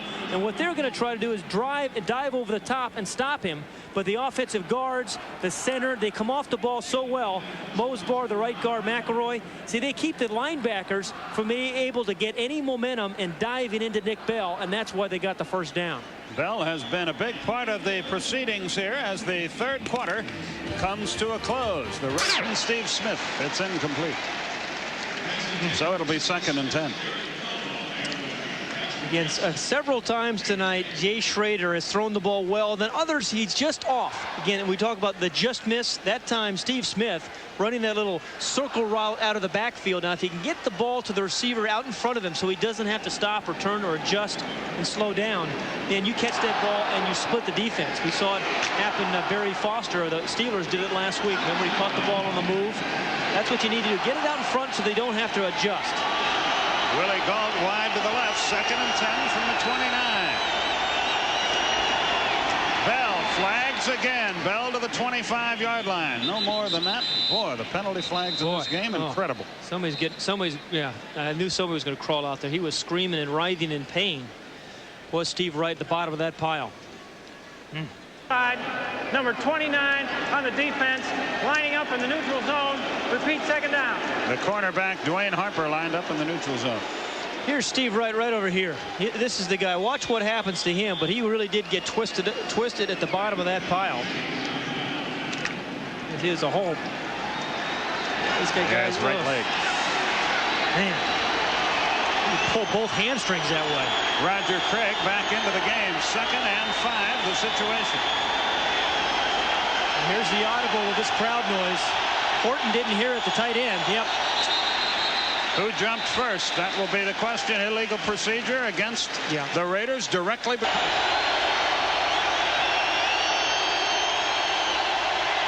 Willie Gault in motion. For all of it, into the corner of the end zone. No. Intended for Fernandez. Harper on the coverage. Let's see if everybody's all right. Didn't miss by much. That was a great throw and another tremendous play by Dwayne Harper. Because Harper, again, he waits, his hands goes up, and he strips it. I mean, that's a great throw by Jay Schroeder. Maybe should have been caught by Fernandez, but Harper just does a fabulous job of just knocking that ball away from him at the last moment. So now a huge play in this game. 3rd and 10. Yeah, that ball was catchable. And it should have been 3rd and 5. Fernandez wide right. Tim Brown in the slot to that side. Fernandez to the left. Same play. Oh, and Fernandez bobbled it but couldn't hang on, and Brian Davis on the coverage. I love the play call, and then I love the coverage by Brian Davis. Rarely do you see teams throw go routes down when they get near the 30-yard line. Everything is a short route. The Raiders go up top. They picked on Brian Davis earlier, and they beat him. They come right back, but this time, Brian Davis responded. Boy, Fernandez had a shot, but couldn't quite bring it in, thanks to the good coverage. We have had a highlight film's worth of great defensive back play tonight. Jeff Jager from 47 yards. It's up. It's good. So a touchdown separates the two teams. A 47-yard field goal makes it 17-10 with 13:48 left in regulation. We'll be back. Here's number 20. 17-10 our score. That was a 42-yard drive, 12 plays. It took 5 minutes, 13 seconds off the clock. Here we go. High kick. Warren at the 8. And is buried at the 16-yard line. You know, the thought process, Skip, for Jeff Kemp is a lot different now. You know, he hasn't been on the field much this second half, quite honestly, but he was up 17-0, and it's a completely different thing where you're trying to say, hey, I'm not going to lose the game. Now he's got to be a lot more aggressive with the ball. He's got to get the ball downfield, and when they were successful in the first half, they were successful throwing the ball on first down. We haven't seen that much of that in this second half. We should give credit to Derek Crudup for that fine play on special teams there. The Seahawks need to get something going. Momentum is swung against them. Williams burrows his way out close to the 20-yard. He's got to come back with some plays, primarily, I think, in the passing on first down. 2nd and 7. The give is to Fenner. He breaks a tackle, kicks it outside, reaches the 27-yard line, close to a first down. And brother, he did that all by himself. Yeah, that was either a terrific run or some very poor tackling, because it looks like they had Fenner for a loss, 2 or 3 yard loss.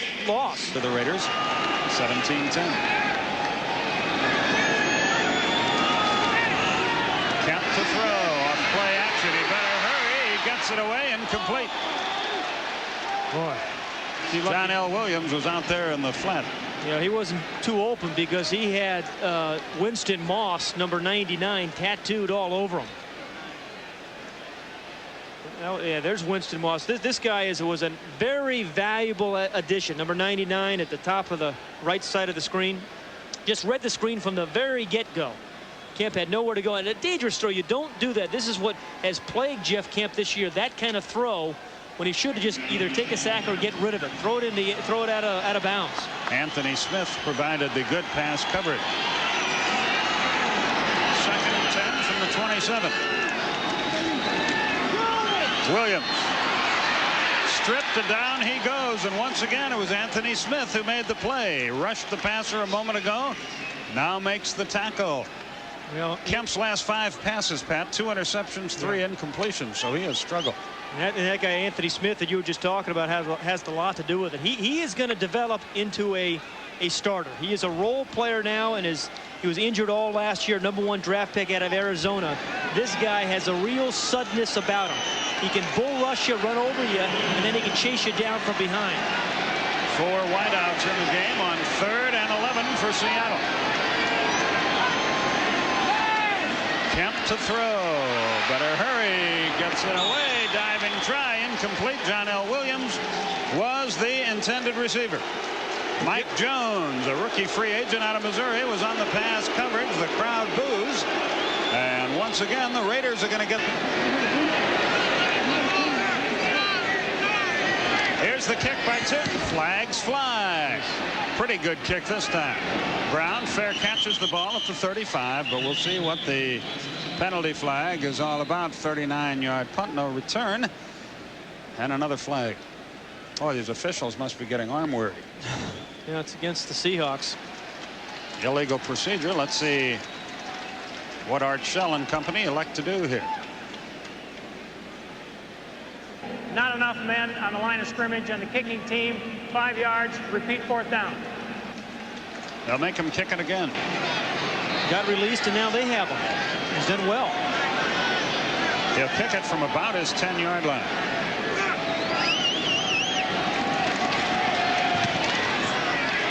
A high, short kick. Catch at the 41, and yet another flag is thrown. And this one looks like it'll be against the Seahawks, or against the Raiders. Yeah, it looks like they made. It's on 21, Gary Lewis. 38-yard punt, no return. Let's see what happens next. 14 total penalties have been accepted in this game. Many more have been declined. It's been that kind of. More penalties. Personal foul against the Raiders. Holding against the Raiders. All I saw was number 36, David. See you in a minute. You win, you're only 1 back. 1st and 10 from the 27-yard line. The Raiders have dominated the second half of the game, but they trail by a touchdown. They ring up Bell, and he gets close to the 30-yard line. Cortez Kennedy in on the stop. In the penalty department, the Raiders have been penalized 9 times for 85 yards. The Seahawks 6 times for 43 yards. Nick Bell is just a big guy that doesn't run like a big back. He's got some fluidness about him. He is smooth. And Steve Wisniewski, the left guard, was saying yesterday about Nick Bell. He said it's great to block for him. He's a big guy with power who doesn't have a big ego. Sam Grady checks into the game and goes wide right. Tim Brown is in the game in motion to the left. Schrader to throw, has all the time in the world, almost intercepted. Great effort. What a play by Terry Wooden. Yeah. And how many times tonight have we seen defensive backs, and this time a linebacker, just get a perfect timed knockaway from a receiver? I mean, we've seen it by a lot of defensive backs, that time with the outside linebacker, Terry Wooden. And this is a well-coached Seattle Seahawk team because they've got their face to the quarterback, and they're driving on the ball as soon as Schrader lets go of it. 3rd and 7, a big play here. Nick Bell leaves the lineup. Tim Brown in motion. Schrader to throw. As a man, complete, first down, 41-yard line. Brian Davis ran out Mervin Fernandez, a pickup of 11 yards and a first down. Well, Mervin Fernandez has been the guy in this second half. Remember on that touchdown drive that the Raiders had, he was the guy that came up with the 2 key 3rd down receptions. Here the Raiders find themselves in another bind, and Schrader has the confidence to come right back to him because he knows he's getting open. He's beating his defender, and he can work a sideline like he did there. Runs a great sideline route. He has 7 catches for 69 yards. Grady wide to the left. 4 of those catches in the second half. Bell back in the game. Bulls his way to the 44. A pickup of 3. Terry Wooden involved in the stop, and the clock continues to run. Less than 2 goal to win the thing in regulation. And they're probably going to get maybe 1 or 2 more possessions after this one. Sam Grady is wide to the left.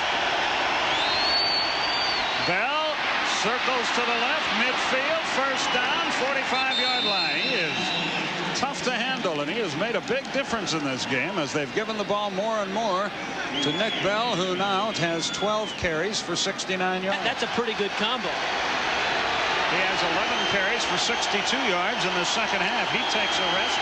Roger Craig into the game. Schrader to throw.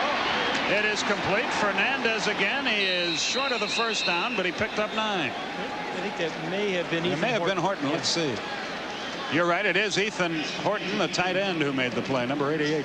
Well, he has had a very nice night. I think it's maybe what is his 8th catch tonight for Horton. When you think of the great Raider teams, they've always had a tight end. You think of Dave Casper in particular. Great tight ends who've been able to take the pressure off their wide receivers. And Horton, with his 8th catch tonight, has done that. Good for 72 yards. 2nd and 1 from the 36-yard line. Bell is back into the game. He's in the slot to the left side. Schrader on 2nd down will throw it out. Batted away. Almost intercepted by Dwayne Harper again. Boy, Pat, you're right. The corners in this game have come up with some super plays. Back to the NFL. 3rd down and a yard to go. They'll give it to Bell, as they always do, and not this time. Now a decision. It's 4th down and a long one. Cortez Kennedy submarined on the play, and now it's a 4th down situation. And what will the Raiders do? They'll go for it. Cortez Kennedy did a great job of staying low and getting some leverage and making things happen. Watch how he just kind of knifes through here and disrupts the whole play. In short yardage, just can't. He's a big guy, 300 pounds. He's making something happen, fighting through some people, slows up the back to put the stop on him. The Raiders 0 for 3 on 4th down this year. Here we go. 4th and 1. They'll throw for it. Complete Fernandez, and he is inside the 15 down near the 12-yard line. Nesby Glasgow in on the stop, but what a big play on 4th down, a 24-yard pickup. Remember, Skip, we talked about, hey, making plays. What making plays is about? Well, making plays is doing something when the game is on the line. And Mervin Fernandez on the outside receiver made the play there. Good coverage by Brian Davis. He makes a terrific adjustment and then gets down inside the 20-yard line. But that's what you call making a play, when something's at stake. Brown is wide to the right. Sam Grady is wide to the left. The ball is on the 12. It's first down. Horton in motion. Into the end zone for Horton. Too long. 2nd and 10 from the 12. Fernandez back in the game. And wide to the right. Tim Brown to the left. Schrader rolls. He throws. End zone. Touchdown. Brown. And the Raiders have come back to within a point, and they've got a chance to tie the game. And this is where I'd love to see the two-point play in football. Again, this is, Jay Schroeder has just thrown this ball beautifully on this drive, the last couple of drives. Starts with good protection, a tight spiral, drills it in between two defenders, and it's a happy Jay Schroeder, and he should be. But I tell you, I would love to see the two-point play in college, not in college football, it is in college football, in professional football. Jeff Jager will try to tie the game with 6:10 remaining. And he does just that. And down 17, the Raiders have battled back to tie it. 11 plays, 73 yards. It took 4 minutes, 58 seconds. We got a ball game, and we'll be just 20. And here's the kick, and it's very, very short. It will be fielded by Lavelle at the 14. And he pops out of there across the 30, and another flag flying. Boy, every second play, it seems there's a penalty. So let's sort this one out.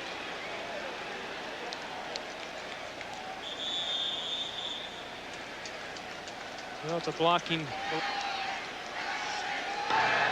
That Illegal block below the waist on the return.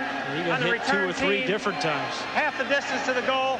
Field position from the 14-yard line for Kemp and company. And he's going to put it up.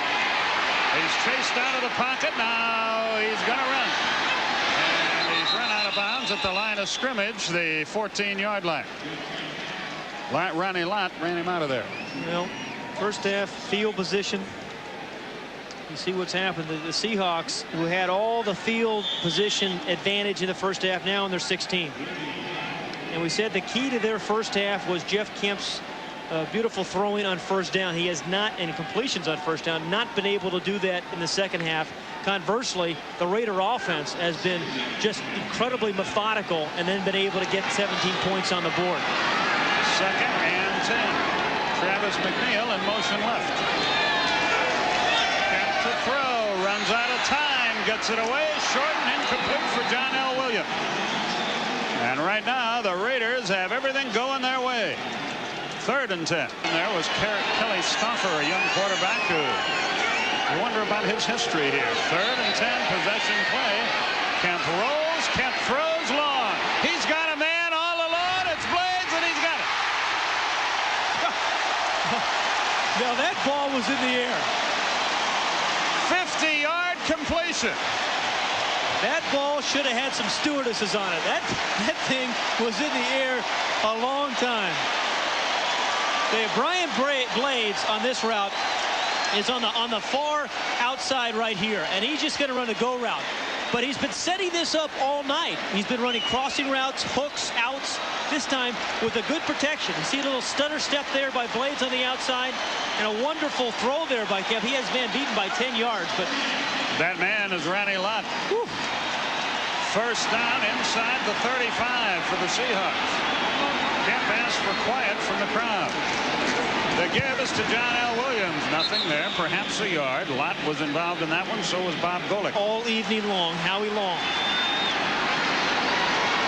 2nd down, 8 yards to go from the 32. The give is to Fenner. He's hit behind the line. Greg Townsend was there. Townsend made the stop, and it's 3rd and long. Townsend is a real productive type of defensive end. He can rush the passer, which he's primarily noted for, but he's pretty good at the point of attack as well.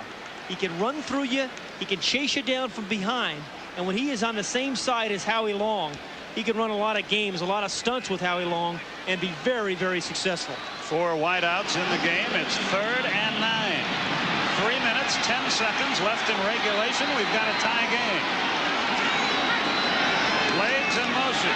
Kemp to throw. Has a lot of time. Now he's out of time. He has to run.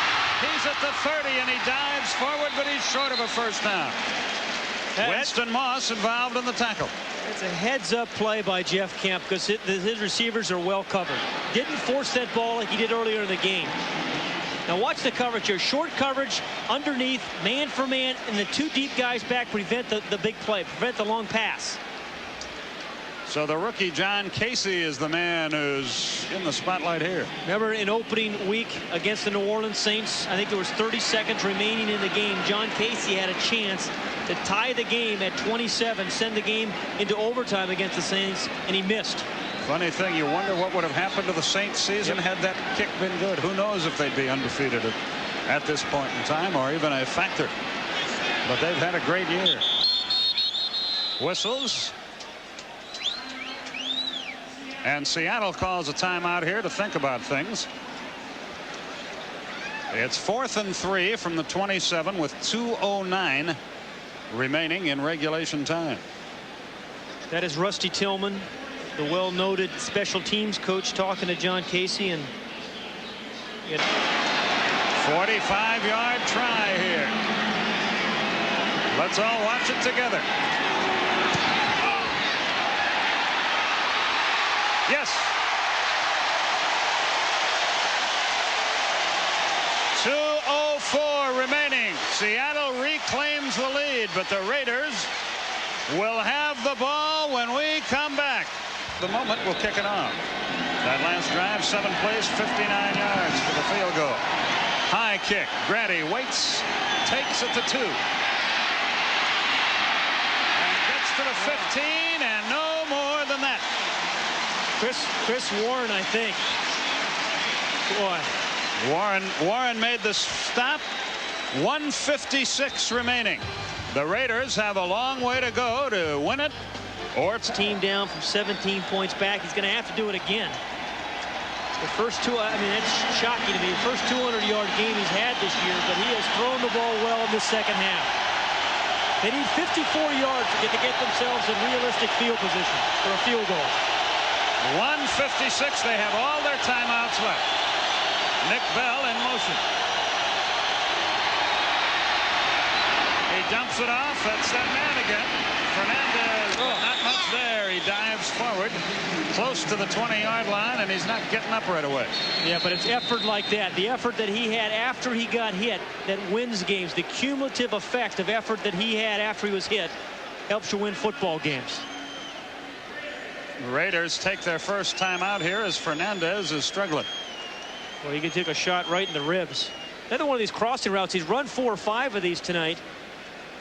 And most of the time he's had to adjust and slow down, but not that time. A good reaction. Watch the effort after he gets hit there.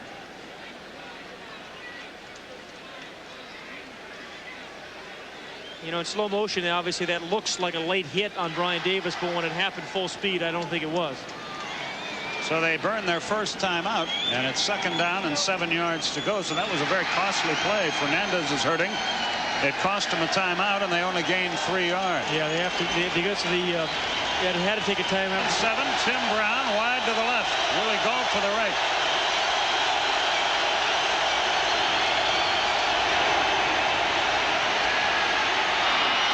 Complete to Brown at the 40, at the 41-yard line. Schrader hurries his troops to the line of scrimmage. A 22-yard pickup. That's the ticket if you're a Raider fan. Time is becoming a factor here. The Seahawks, of course, Cortez Kennedy and company, taking as much time as possible getting back to the line of scrimmage. No audibles here because of the crowd noise. Oh, it's got interference. It is. Yeah. One official threw the flag, the other ignored it, but it is interference, and it's in Seattle territory.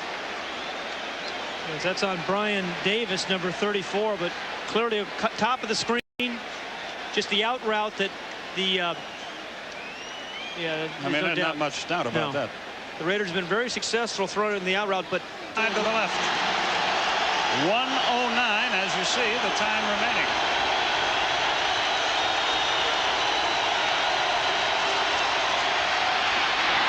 For Brown, incomplete. He had to turn around, couldn't cradle it in his fingertips. Dwayne Harper, Patrick Hunter on the coverage. Get the ball up top to Gault or Brown.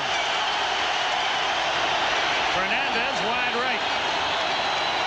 2nd and 10. Running play. Bell. He's down to to the 42-yard line. He's short of the first down.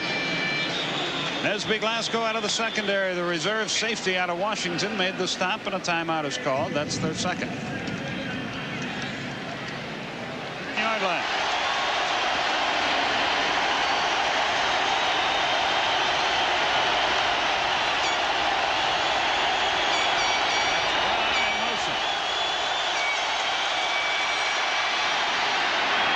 Diving try, incomplete. Intended for Horton. Schrader just missed him, and it's 4th and 3. And here comes your ball game, perhaps, on this attempt. Now the official starts the clock. Now he stops the clock again.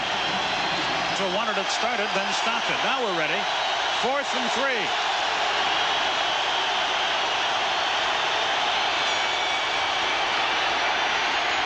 He's got Brown. It's where they mark the football. Man. It's when the Glasgow in on the stop. It's where they mark the football now. Did he get the first down? The clock is still rolling, and Art Shell, who never shows any emotion, finally screams at the officials to stop it. Well, remember we talked about just running the route at the proper depth. But what happens when you're getting pushed around and bumped around in kind of bumping around coverage, you can get disoriented. Did they make it? Oh man. Is the game, to all intents and purposes, over or not? We're about to find out.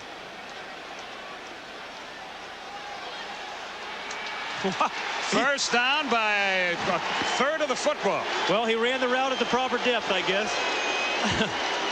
He really had that one measured. Now Art Shell wants some time back on the clock. And I think he's right. Yeah, he deserves 4 more seconds there. But he's not going to get them. 1st and 10 at the 38.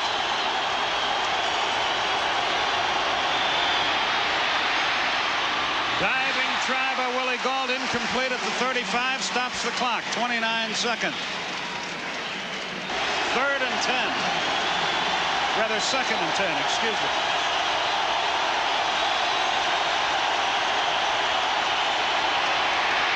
He dumps it off to Smith. Smith is hit, dives to the 31-yard line. Now they're in field goal range. The clock is still ticking. Will they kick it now?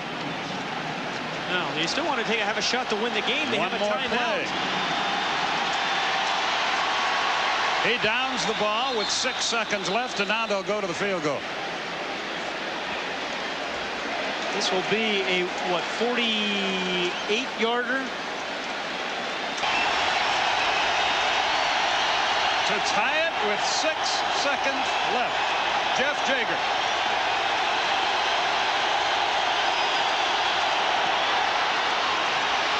We got a tie game. Head to overtime. Rusty Tillman. You don't think these guys agonize a little bit over this? It's only their living. Yeah, Art Shell was saying. Yeah, Art Shell was saying. Beautiful day here in Seattle.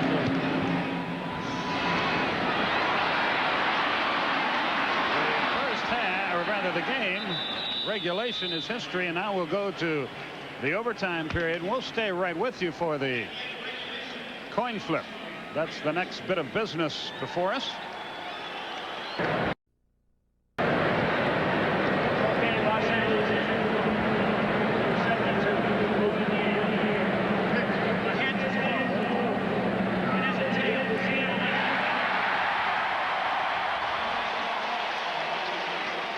Seahawks win the toss. Of course, they'll take the ball. And get the ball out past the 20-yard line. And Ben Kemp won't have the luxury of just being able to rely on a passing game. He's going to running game. He's going to have to do something himself. Good kick. High, booming kick. Warren deep in the end zone, and he very wisely leaves it right there. That was a great kickoff. So Seattle has the ball at the 20-yard line as we're in overtime. First time in our 2 years together we've gotten to do. Find a way to get the ball to Brian Blades. Blades wide to the left. Kemp will throw on first down again. Knocked away, incomplete. No flags fly. Ricky Ellison did the job defensively, the middle linebacker for the Raiders. Well, he had his hand on the back, I think, of John L. Williams. What you're allowed to do, as long as you don't impede the receiver to such an extent that he cannot have a fair opportunity to catch the ball. And that's what the crowd is upset about. See, Kemp's really kind of locking in on this side, and that is going to allow a lot of guys to drive on the ball. Anthony Smith checks into the game. They rush the passer. Bob Golick comes up. 2nd and 10.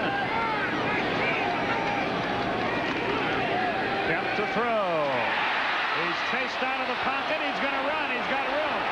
He's got a first down. Out of bounds at the 34-yard line. That's that added dimension. He can run a 14-yard skimp. 34, 14-20 remaining in overtime.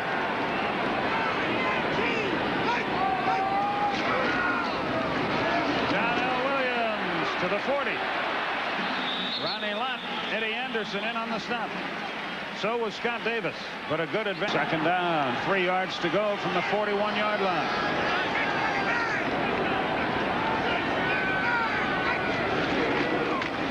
Williams again. Oh, what an open field tackle. Down he goes, Ronnie Lott. It looked like he was going to make big yardage, and Lott came out of nowhere to nail him. Yeah, there was a big hole there, but number 42, Ronnie Lott, as he's done for a long time and still does for this Raider team. This is a guy that is not washed up. Ronnie Lott can still make plays. Playing a different role here for the Raiders this year as a strong safety. But when you need him in overtime games, you need to stuff a running back when there's a hole open, Ronnie Lott can still do it.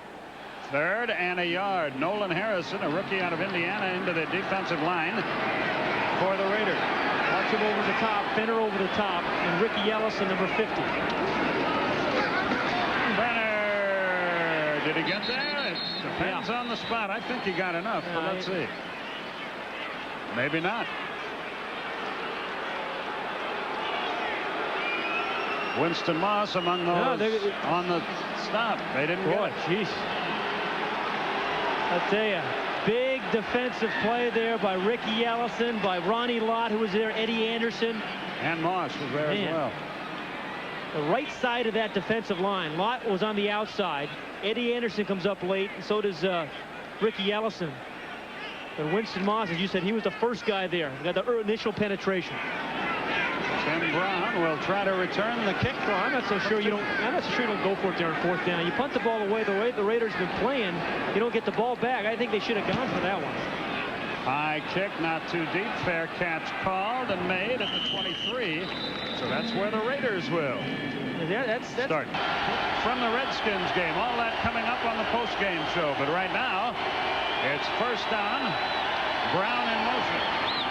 The give is to Bell. He gets very little to the 25, and he's pulled back. Jeff Bryant made the stop. The veteran out of Clemson, a 280-pounder in overtime. 20-20 is our score. Schrader to throw. He's got Smith alone in the flat.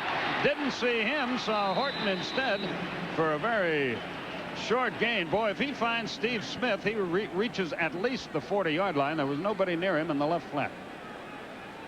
Well, I'll tell you, though, Ethan Horton, you're right, he was open, but Ethan Horton has caught 9 passes tonight. Now, he's pretty well covered there, quite honestly, early in that route. But you see how Horton, he doesn't stay covered. I've seen that about 3 times tonight, where initially when he first... Horton is joined by Andrew Glover, 2 tight ends in the game.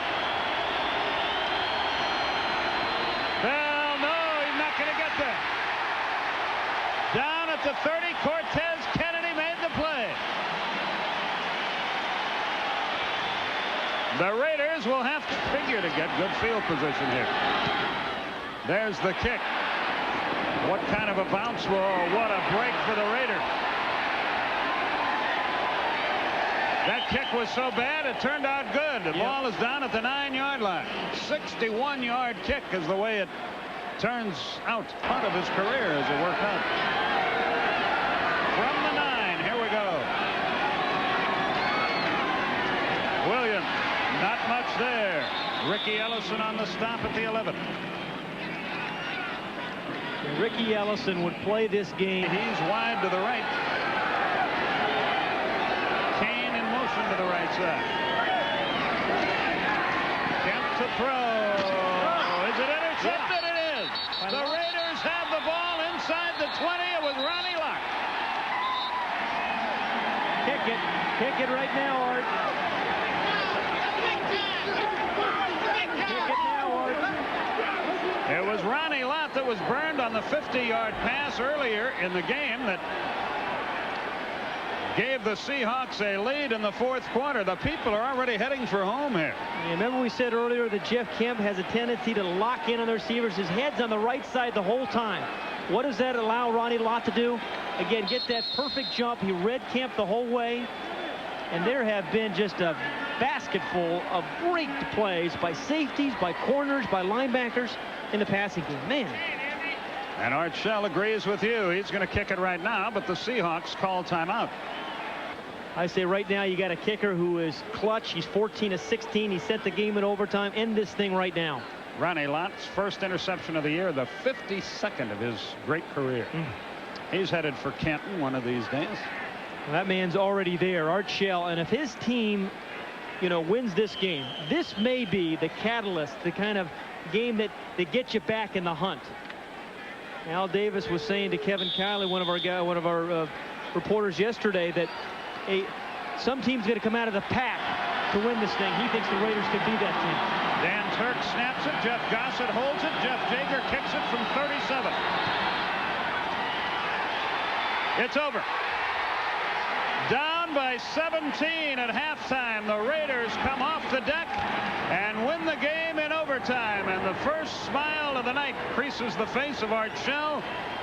Chuck Knox heads the other way, and what a ball game we had, and what a finish. The interception by Ronnie Lott turned out to be the biggest play of the game. Trying to eavesdrop on that conversation, but Knox. Great game. Hell of a job. Great game. Parts company with Art Shell. 23-20 is our final score. The Raiders win the game, and Al Davis is a happy camper, and so is Jeff Jager. Well, he should be, Jeff Jager. 2 clutch field goals tonight, but it all started on defense. The game started with great defensive plays, and it ends with great defensive plays. This one by Ronnie Lott. Stuffed a short yardage play, then makes the interception. And a great job of holding on to that ball. That was a major league collision with Brian Blades. Here's another look at the game-winning field goal.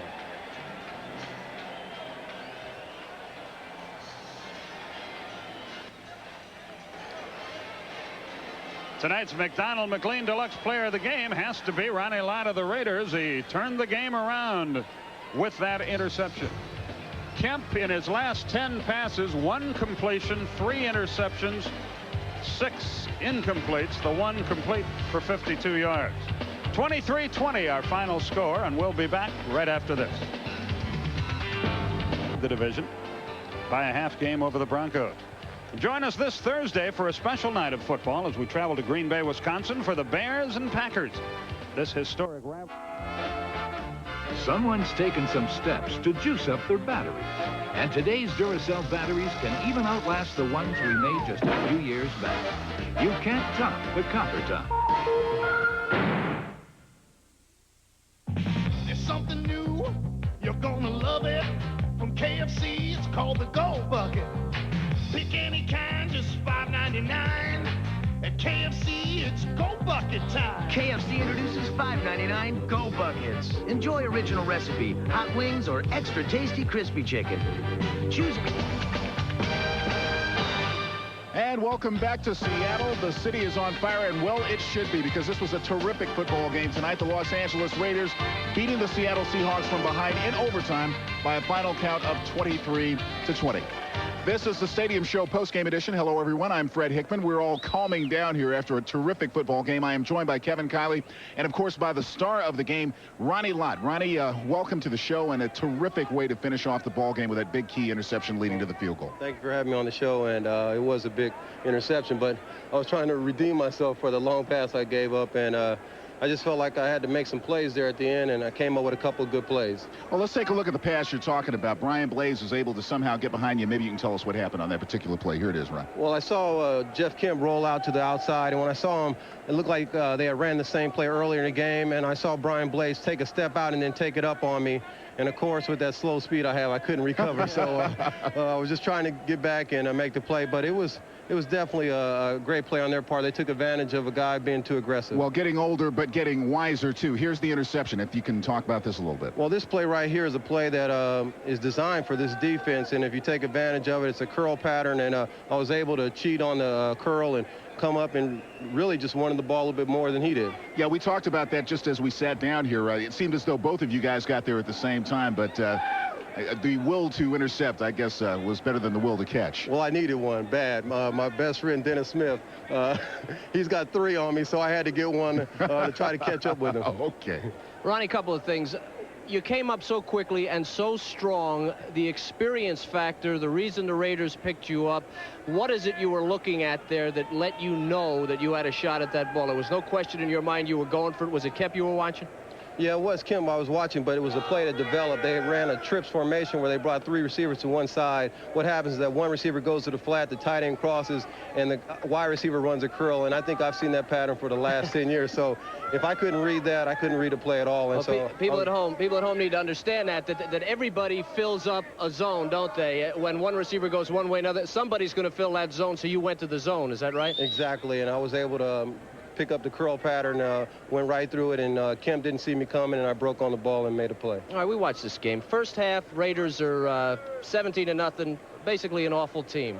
What happened in the locker room? Because immediately upon coming out, you got the near turnover, you were playing, you could see the intensity. What went on in the locker room? Who said what to who? Well, I think Marcus Allen has been doing a great job. He brought everybody together before the game as well as at halftime and just told us we got to hang in there, we got to fight. Art Shell said his couple of comments as far as, look, if we go out there and play sound football, we can win this game. He said that we've done it before here with the Raiders and we can do it again. And I think that just really set the tempo. Marcus Allen, of course, the injured running back. He's expected back soon, but it was a healthy running back that looked to me that sparked your offense. Nick Bell was spectacular in the second half, and he set up the play-action passing that made Schrader successful.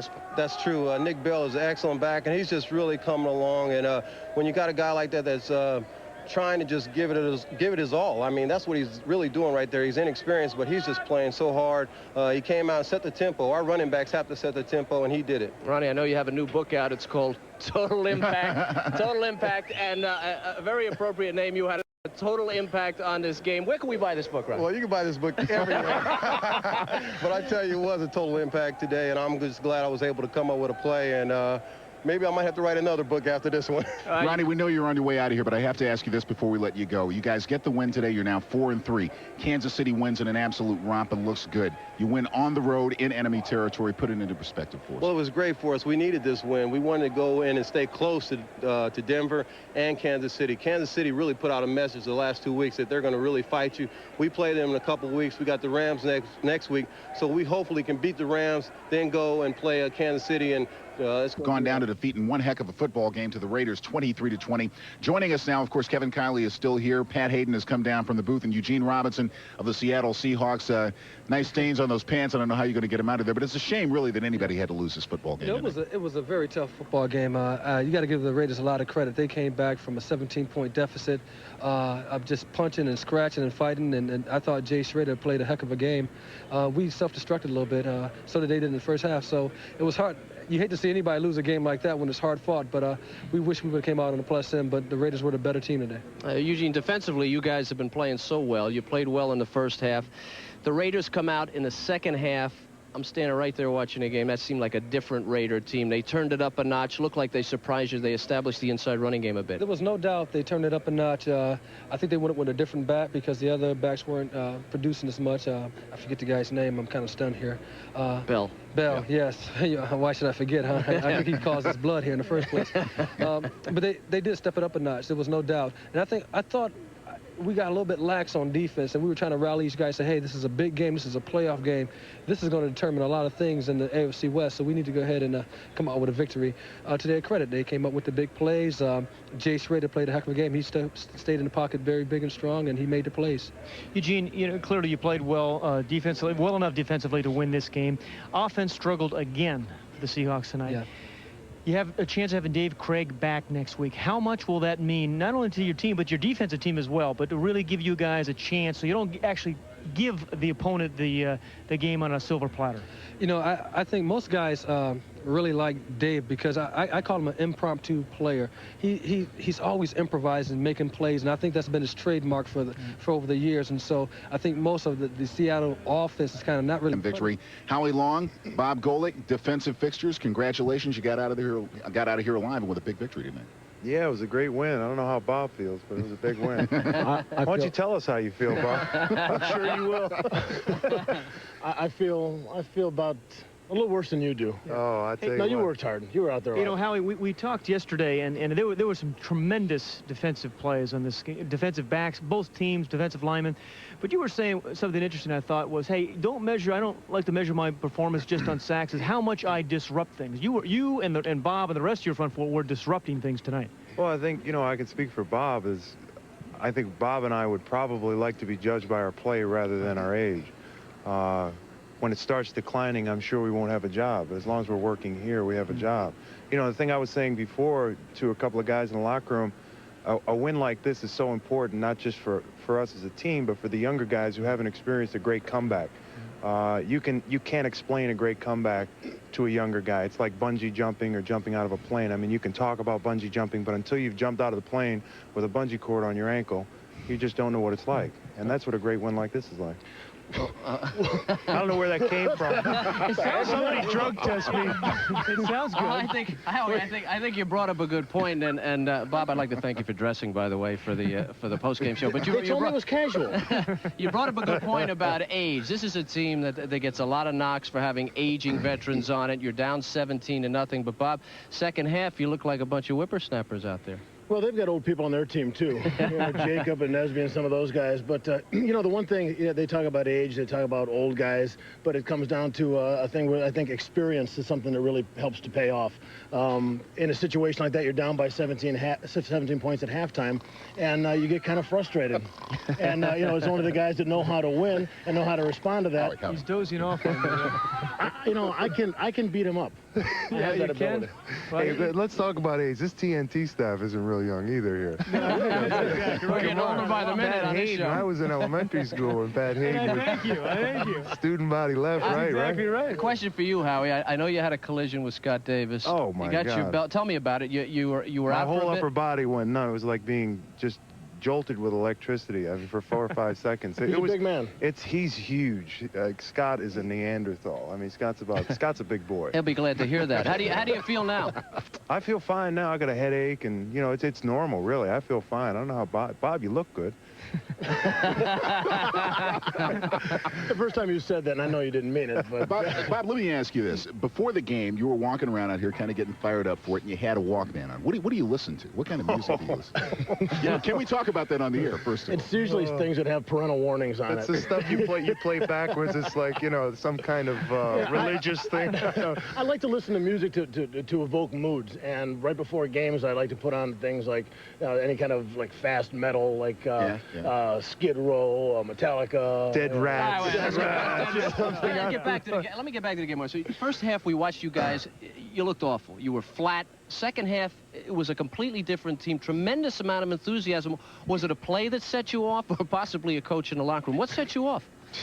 You get a 300-pound guy getting after your rear end in the locker room. It has a profound effect on your play. I would imagine that's our like we show. talked about before, too, with the guys who have been through this before, I mean, you're not just going to fold up and quit. And nobody likes to get embarrassed, and 17 points down, being shut out at halftime is something that's kind of embarrassing. So you have a tendency to want to respond. And this is a tough place to play for anybody to come up. And we've had a lot of hard times here. But like I said, it shows the character of the players here. You haven't been here for some of the real butt kickers. I came up here with Cleveland. I've been here for a couple. I mean, remember, I'm an old guy. Listen, guys, and now we want to do this for you because when you come on the old stadium, sure, you got to work. So why don't you guys get us a break and tell them that we'll be back from Seattle and we'll have lots more neat stuff to talk about. Go ahead. I'm Bob Golick. Howie Long. And he's Howie Long. We're up here at the Seattle Kingdom after we won. Drinks are on, Bob. For the entire staff. We'll team. be back with more after this. Nice job.